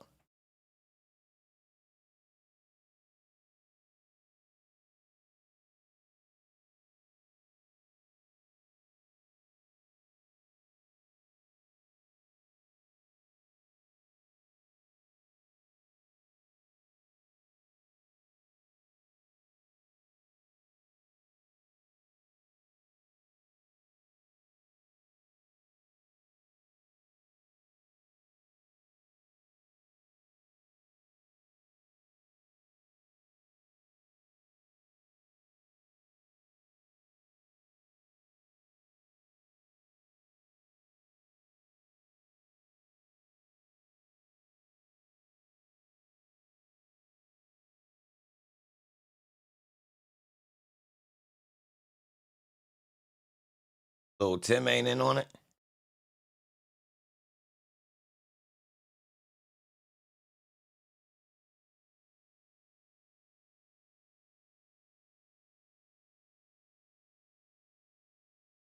Rondo pleads not guilty to federal drug charge.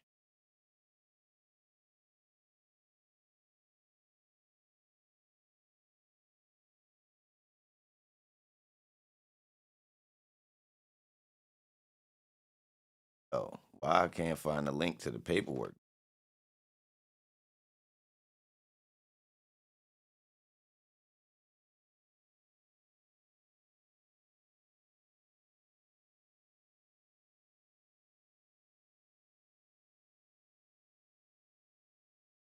Who posted that video of BG telling, man? Where it come from? It been out? Or they just released it?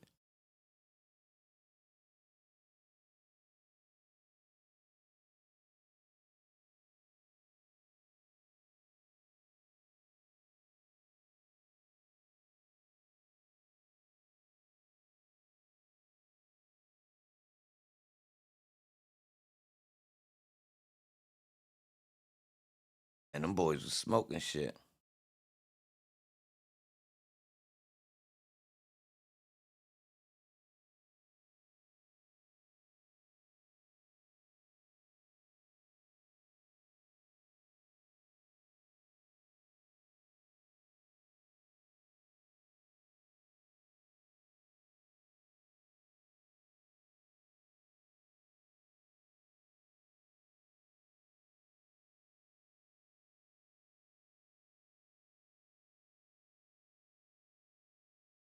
Hold on, y'all.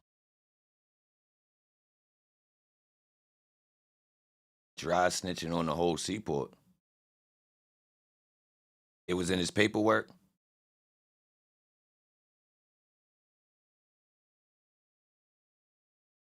Either way, I'm saying, but what is somebody recently putting it on the news? Like, who trying to expose him? I mean, putting it on the internet, or it been out? Just the current news in the dirty sector of YouTube.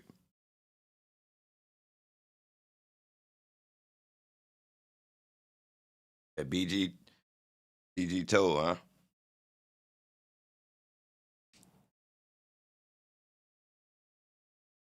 Somebody trying. Hold on, what's the coincidence that so many niggas told?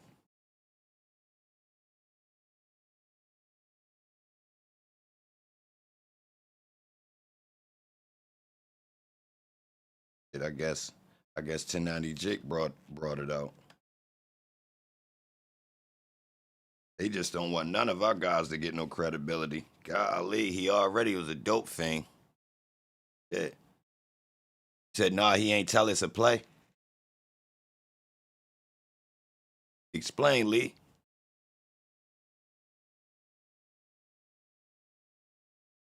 What you mean, God?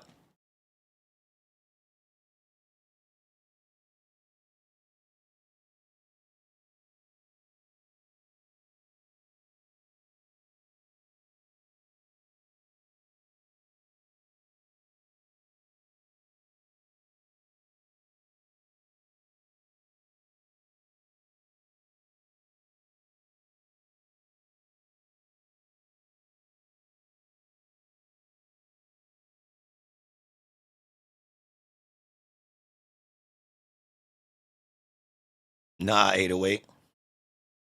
I'll tell you to get on the stand.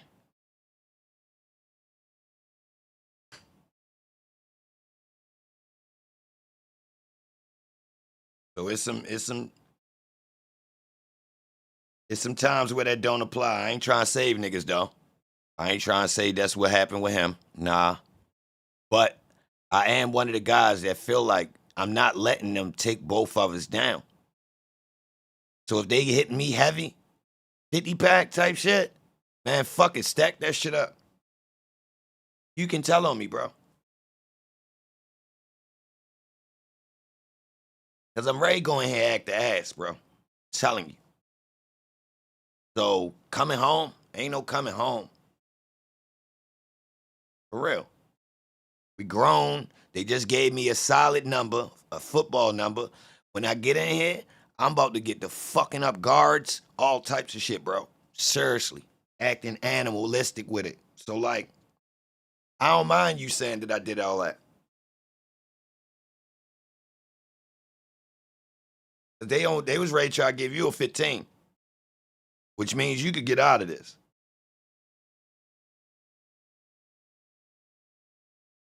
I can't. So, yo, when you get in there, go ahead and rock. Now, the difference with me is I would tell people that was the play. I would let the public know. Yo, he did not tell on me. That was the play, bro.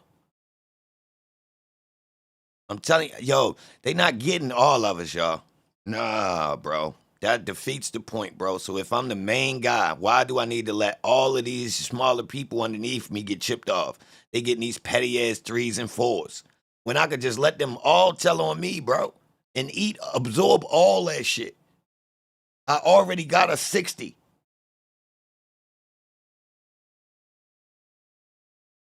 Fuck, I'm ready to do, man. Seriously, y'all. Like, I've been weighed this out. It's like this, y'all. Look. Let me simplify it for you. All right, we all in the car. We all in the car. We get pulled over. I got 2 pounds of weed on me. You got an ounce, and homie in the back got 5 bags that he was gonna smoke. I might as well just tell y'all niggas, yo, give me that weed. Give it. I'm ready to go down. That shit right there ain't gonna make or break this. It ain't gonna change this charge. You get it? I'm going to go down. Fuck it. I'm not letting them get 3 niggas when this could be 1. Especially if I'm the main culprit. Like, I'm the guy, like, right now. Like, I'm the main in this situation. I'm gonna be looked at as the leader or the heaviest charge. Yeah, man. Real shit, yo. I'm not making this up. I've been made this determination. When shit get all the way there, you might as well go ahead and grab you. Oh, all that shit don't even matter, yo. Y'all niggas tell on me.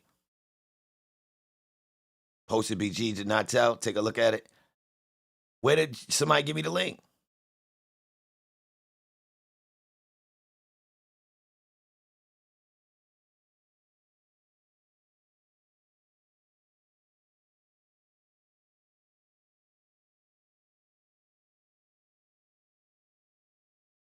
Because BG don't want to sign the Cash Money.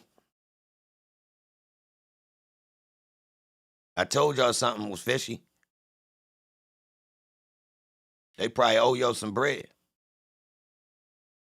And he probably just now understands exactly where. And because of the way he did his business, it's probably set up to where as though he can actually get that. Real shit. Because he probably didn't sign nothing that's signing away. He probably got a situation where he didn't sign nothing. Real shit. That's an easy way why a lot of these people was making out. Because you got a lot of niggas that get busy with the shit. Gorilla snitching. Nah, bro, we not making different names, bro. Because that's going with the narrative.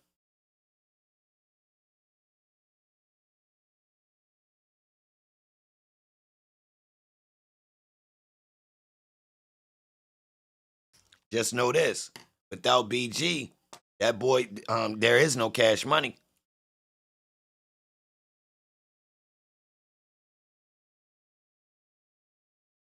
Now, Birdman put his dick in his mouth when he was nodding out. He ain't gonna never trust that nigga. He'll never forget that day.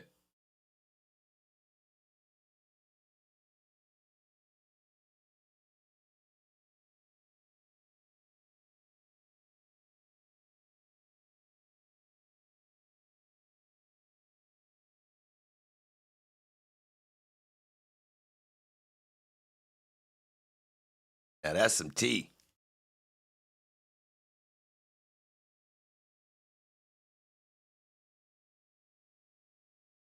Fuck Birdman. What's up with Telly?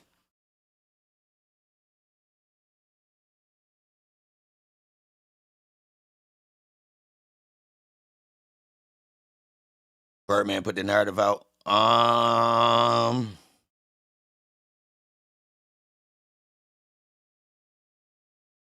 With the timing, the dude.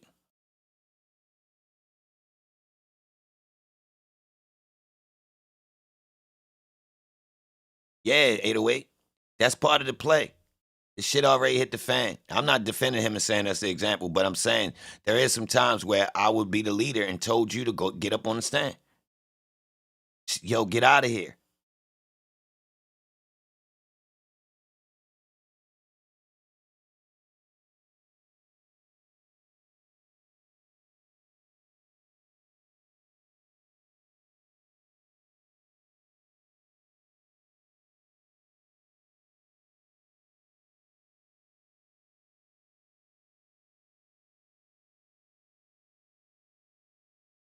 Ain't no excuses, though. Got up there. But it's times where I'd have told you. But I'd have been out there in front and defended you as well, knowing that people listening to what I say. I would have defended you and tell niggas, y'all dumb, man. I told that boy to get up there and do that. We beat the system. That's at this level, that's the way you gotta play. And what we was supposed to do. All of us get smashed off or one of us. I mean, can you save anybody? You gonna just let niggas go down that don't have to go down? Nah, how can you get them out? What the fuck? What can you do? And possibly keep the organization going, to be honest.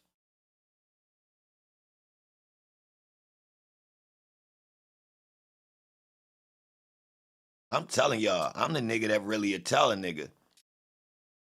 Tell on me, bro. Sitting there arguing about the shit. No, bro, I'm not doing that. And I'm sitting there saying, bro, I assessed everything. It's the only fucking thing that's gonna change. It's the only thing that could change what's ready to happen.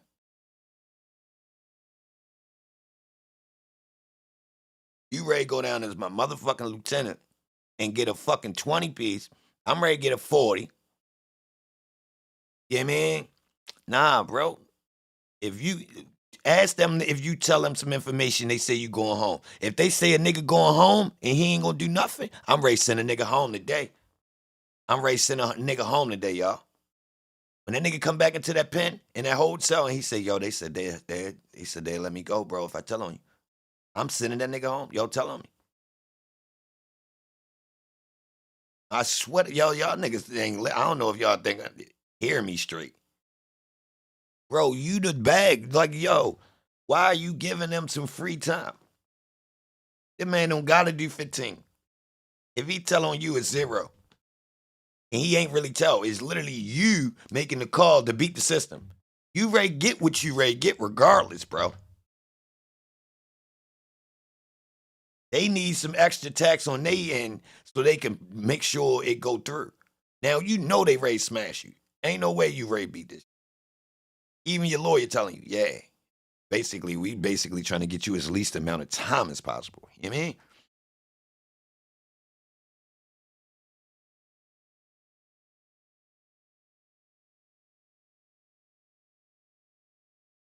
So we got conflicting stories in the chat.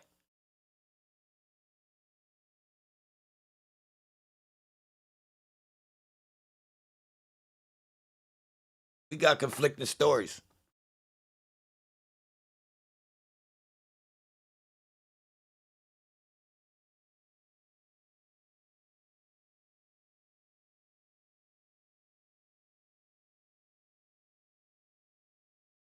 We got conflicting stories right here going on, y'all. What we got? Let's get this shit sorted out. I wish I had the clubhouse open. I want to hear y'all debate this shit. Hold on, how we can't know the truth though?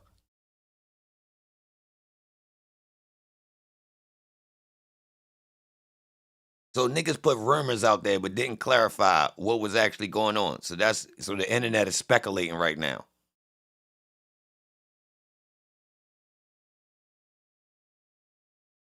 Niggas was fucking his moms.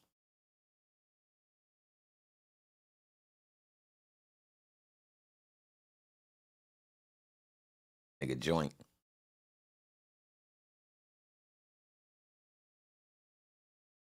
This nigga is the corrector. He don't even know he doing it.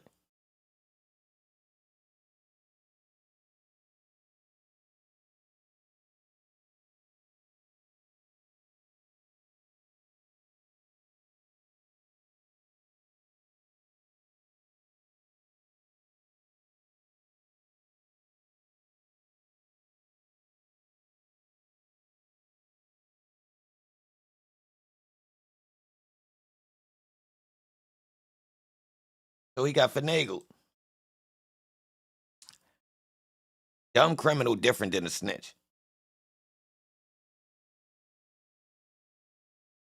What do you mean the feds got involved?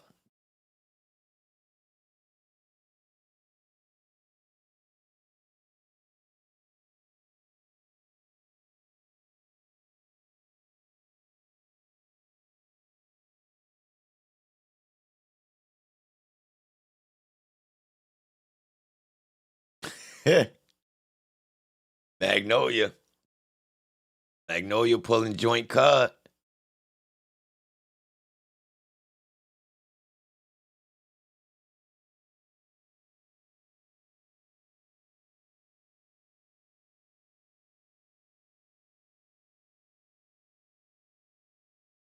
Yo, the weird part about this shit, I was shopping Beats with BG around this time. Not directly with him though, through his manager. A lady, his manager was from I fucking would have posted Baltimore. nigga right now. What's going on with Somehow, posted? Hold on, Posted came up. I ever see at E-Band, some I'ma point, break that nigga face.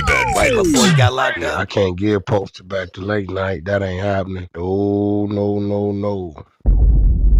I was shopping Beats with the nigga, but I stopped fucking with the lady because they was trying to use Beats for free. Straight up, I was pissed. But that's weird because it was during this time period where he was halfway rapping, doing underground shit, but I don't think he could do no real album at the time. I think he might have been caught up in some type of contract shit because she hard stamped. I mean that they was only working on mixtape shit for the moment and they don't pay for mixtape beats. I was pissed. Because I wanted to get a beat to BG. That's tight.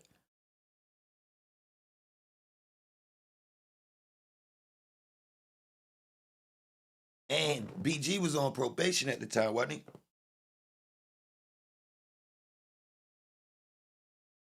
Want me to take a look at the paperwork you don't have? So it's a Fed and a state case.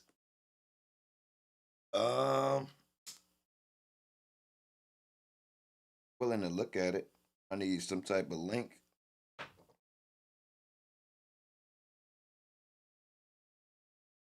Let me. Shit. What 808 at? 808, you can't find it? Got the plug, 808.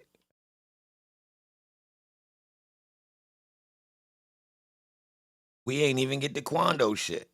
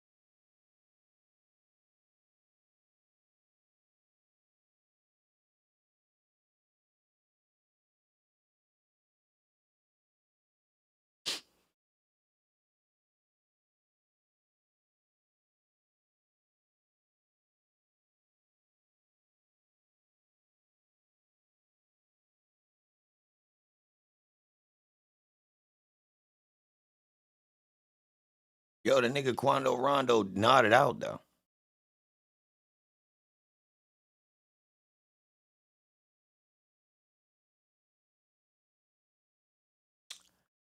That's wild.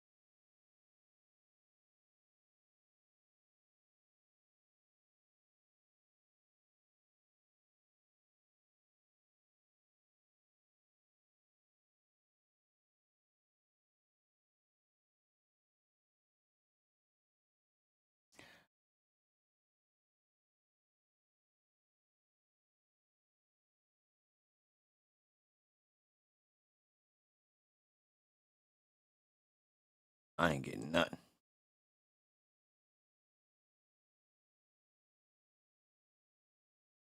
Nah, Pacer don't got the one for the link. I mean the one for the state. What link? Send it to my email. Can't put links in the chat.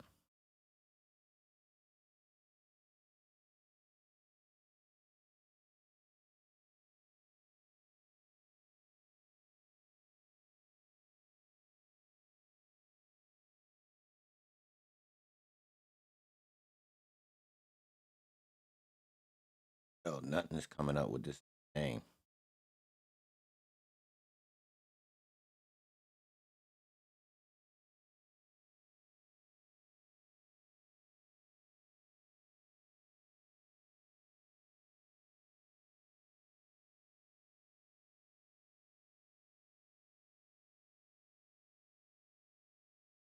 Search.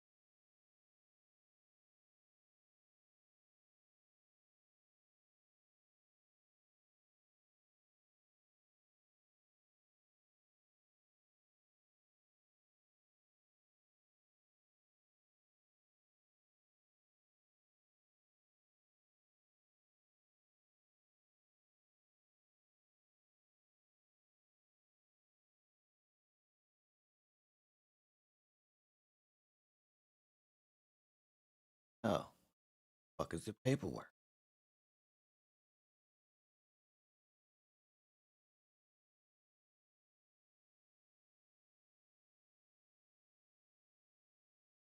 Not the press release, bro. PDF, man.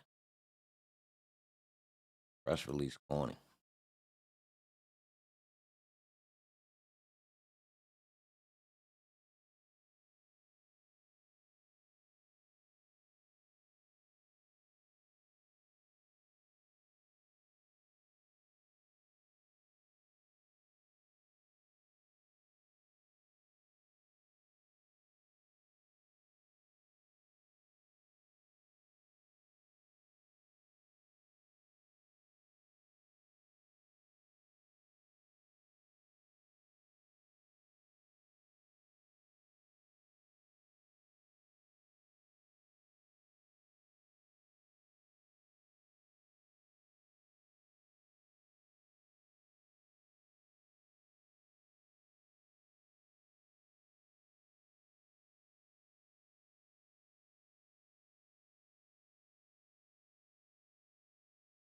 We already been here.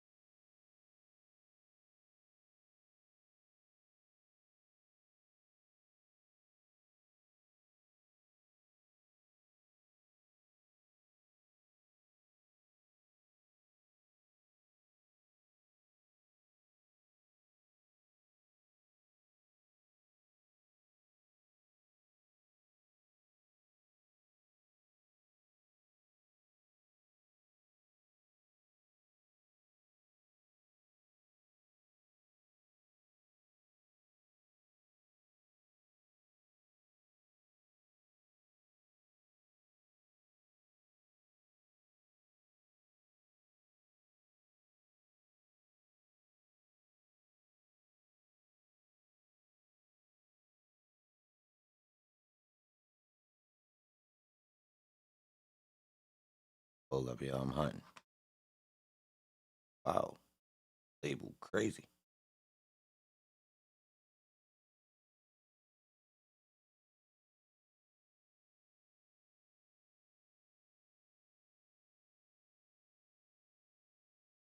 All right.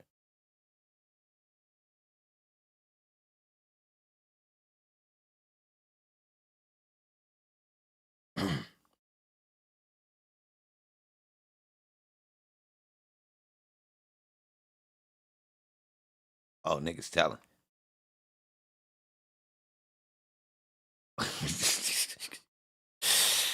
Oh, niggas telling.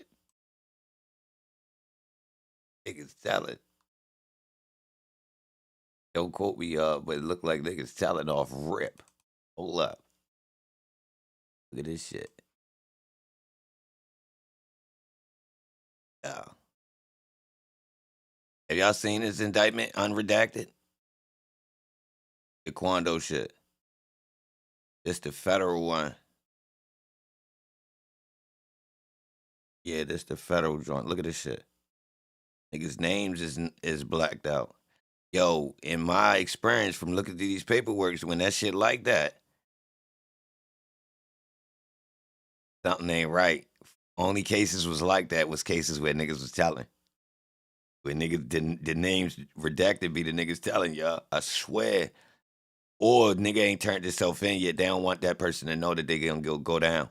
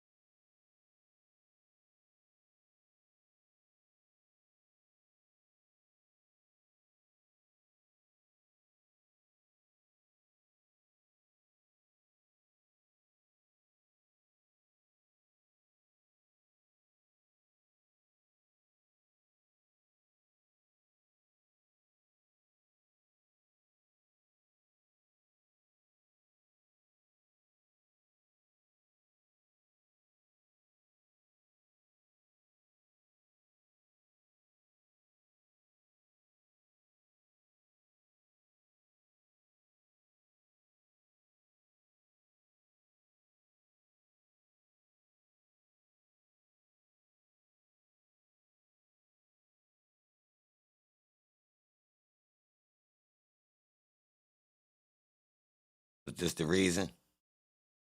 Yeah, look like it. But hold on. That's surface level though.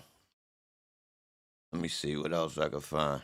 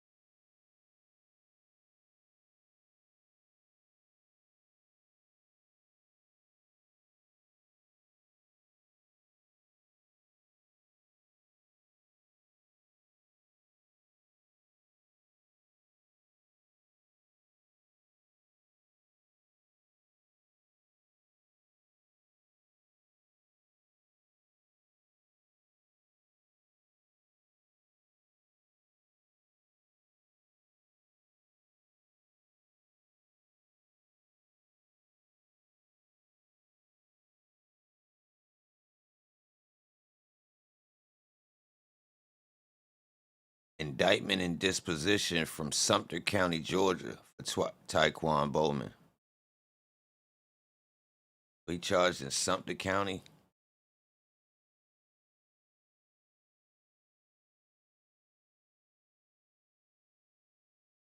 Oh,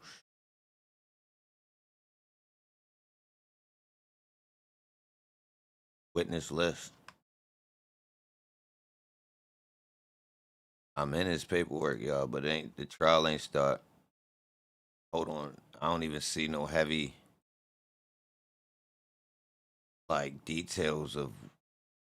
I mean, they must just caught them with basically a simple raid or some shit. I had to wait to get the details. Now that's the state paperwork. I mean, that's the Fed paperwork.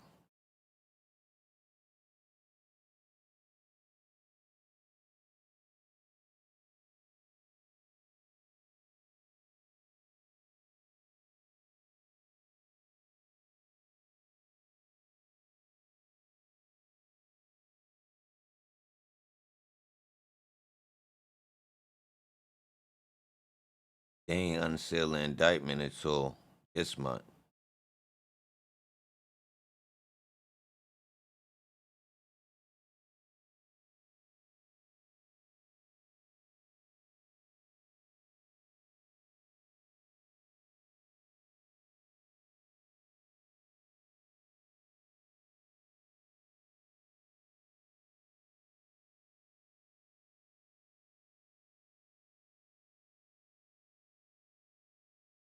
All right.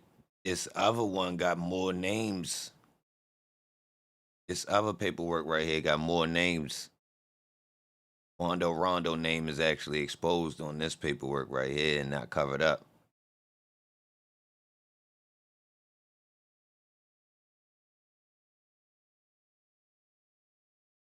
Chatham County.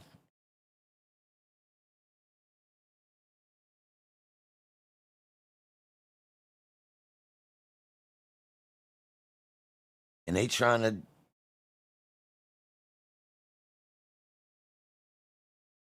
and Quando is actually charged with drugs.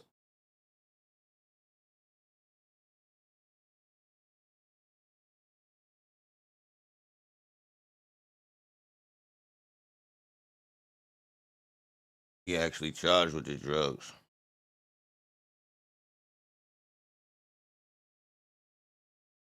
But it's not getting into no details.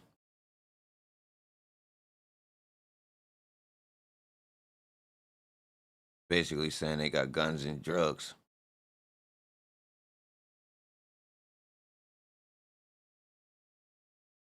So yeah, it look like we're gonna have to wait for details on that, y'all. The state paperwork might have more exposed at this moment. But Dana, you can find that. The Chatham County indictment, but I think we might have already read that. If it's a early it came out a couple months ago, the state RICO. I don't remember if we read it or not. All right, so we found that one. Don't really say much.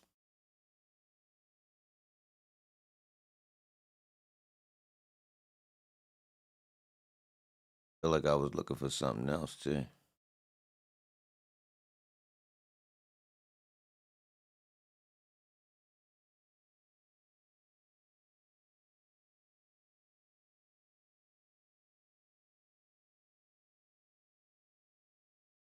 Feel like there's some more I'm supposed to look up.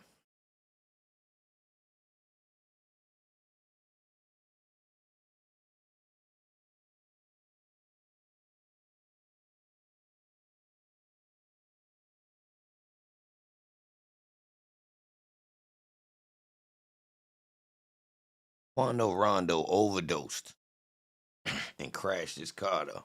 That's crazy. That's more details to something. And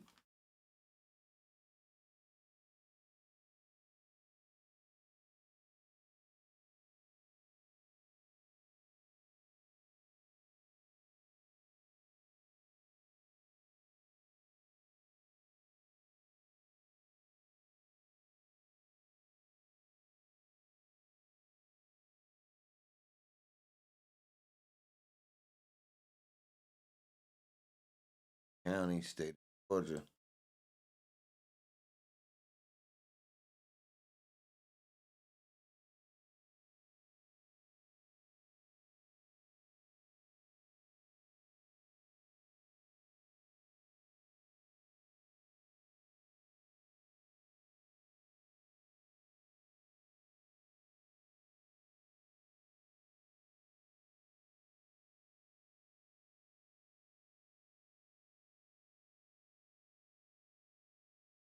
On July 19, 2023, defendant was operating a motor vehicle in Chatham County. Defendant was observed traveling at a high rate of speed and ultimately crashed his vehicle into another vehicle. Emergency services responded to the scene and the defendant was administered Narcan as he was exhibiting signs of an overdose. Defendant was subsequently transported to the hospital where he became belligerent with hospital staff and ultimately had to be sedated. As a result of this incident, the defendant is being charged with a number of traffic offenses. Man, nod it out.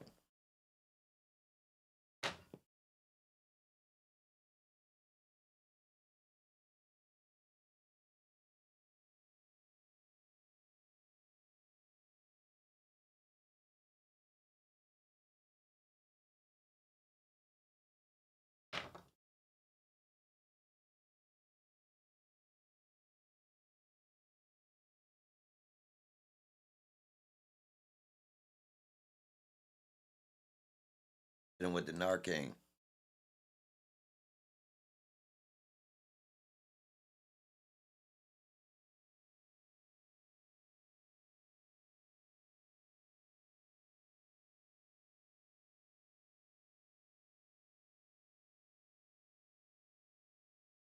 Some other indictments, yo.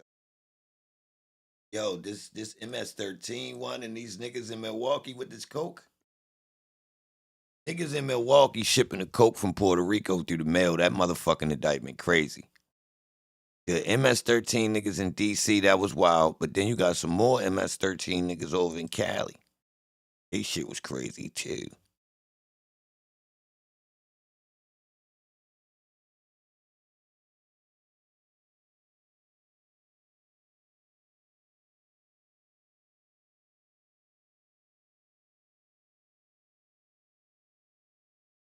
What's this right here? I got it.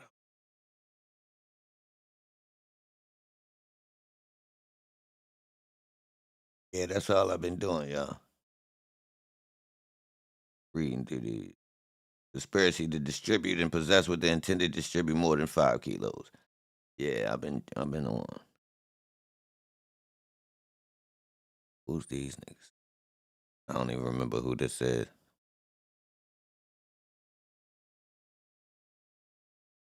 Oh, this a chick.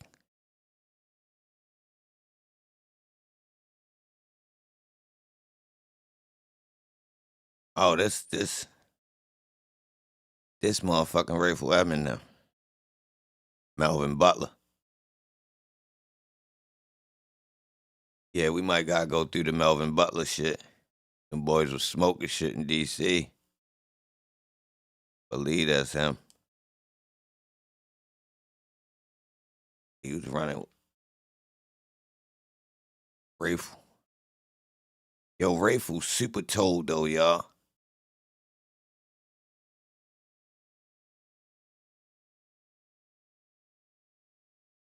Super told.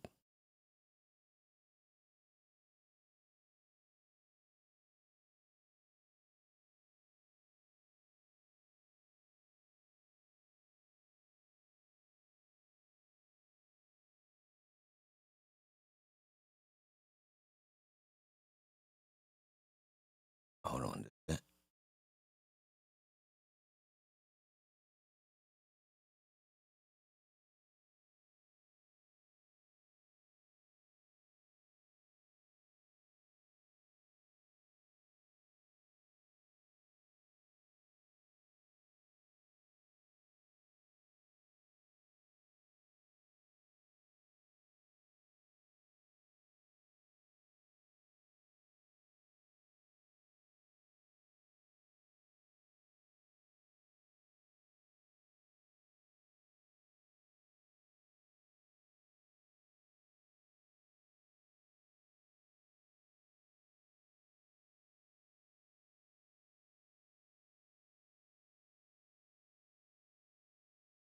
Yeah, I keep coming.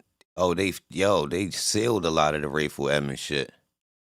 Matter of fact, you gotta find the it was hard for me to find the original files. So you can find a lot of the appeals, but the actual original indictment,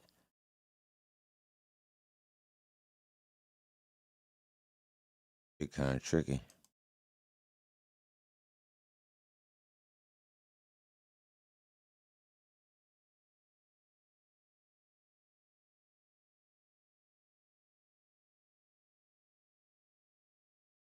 It's 3 o'clock.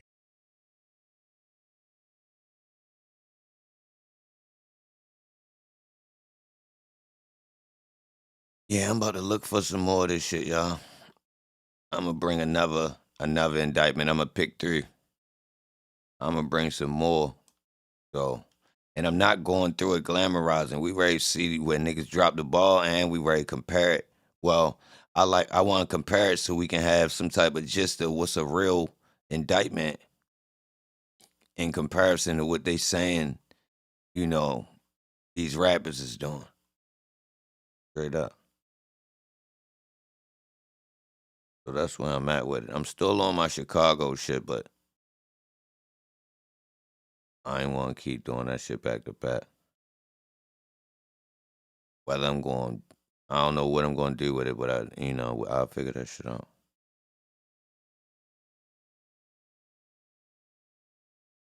But yeah, interested in some of this paperwork, not just the bullshit story they try to sell us and glamorize. Boy, super working.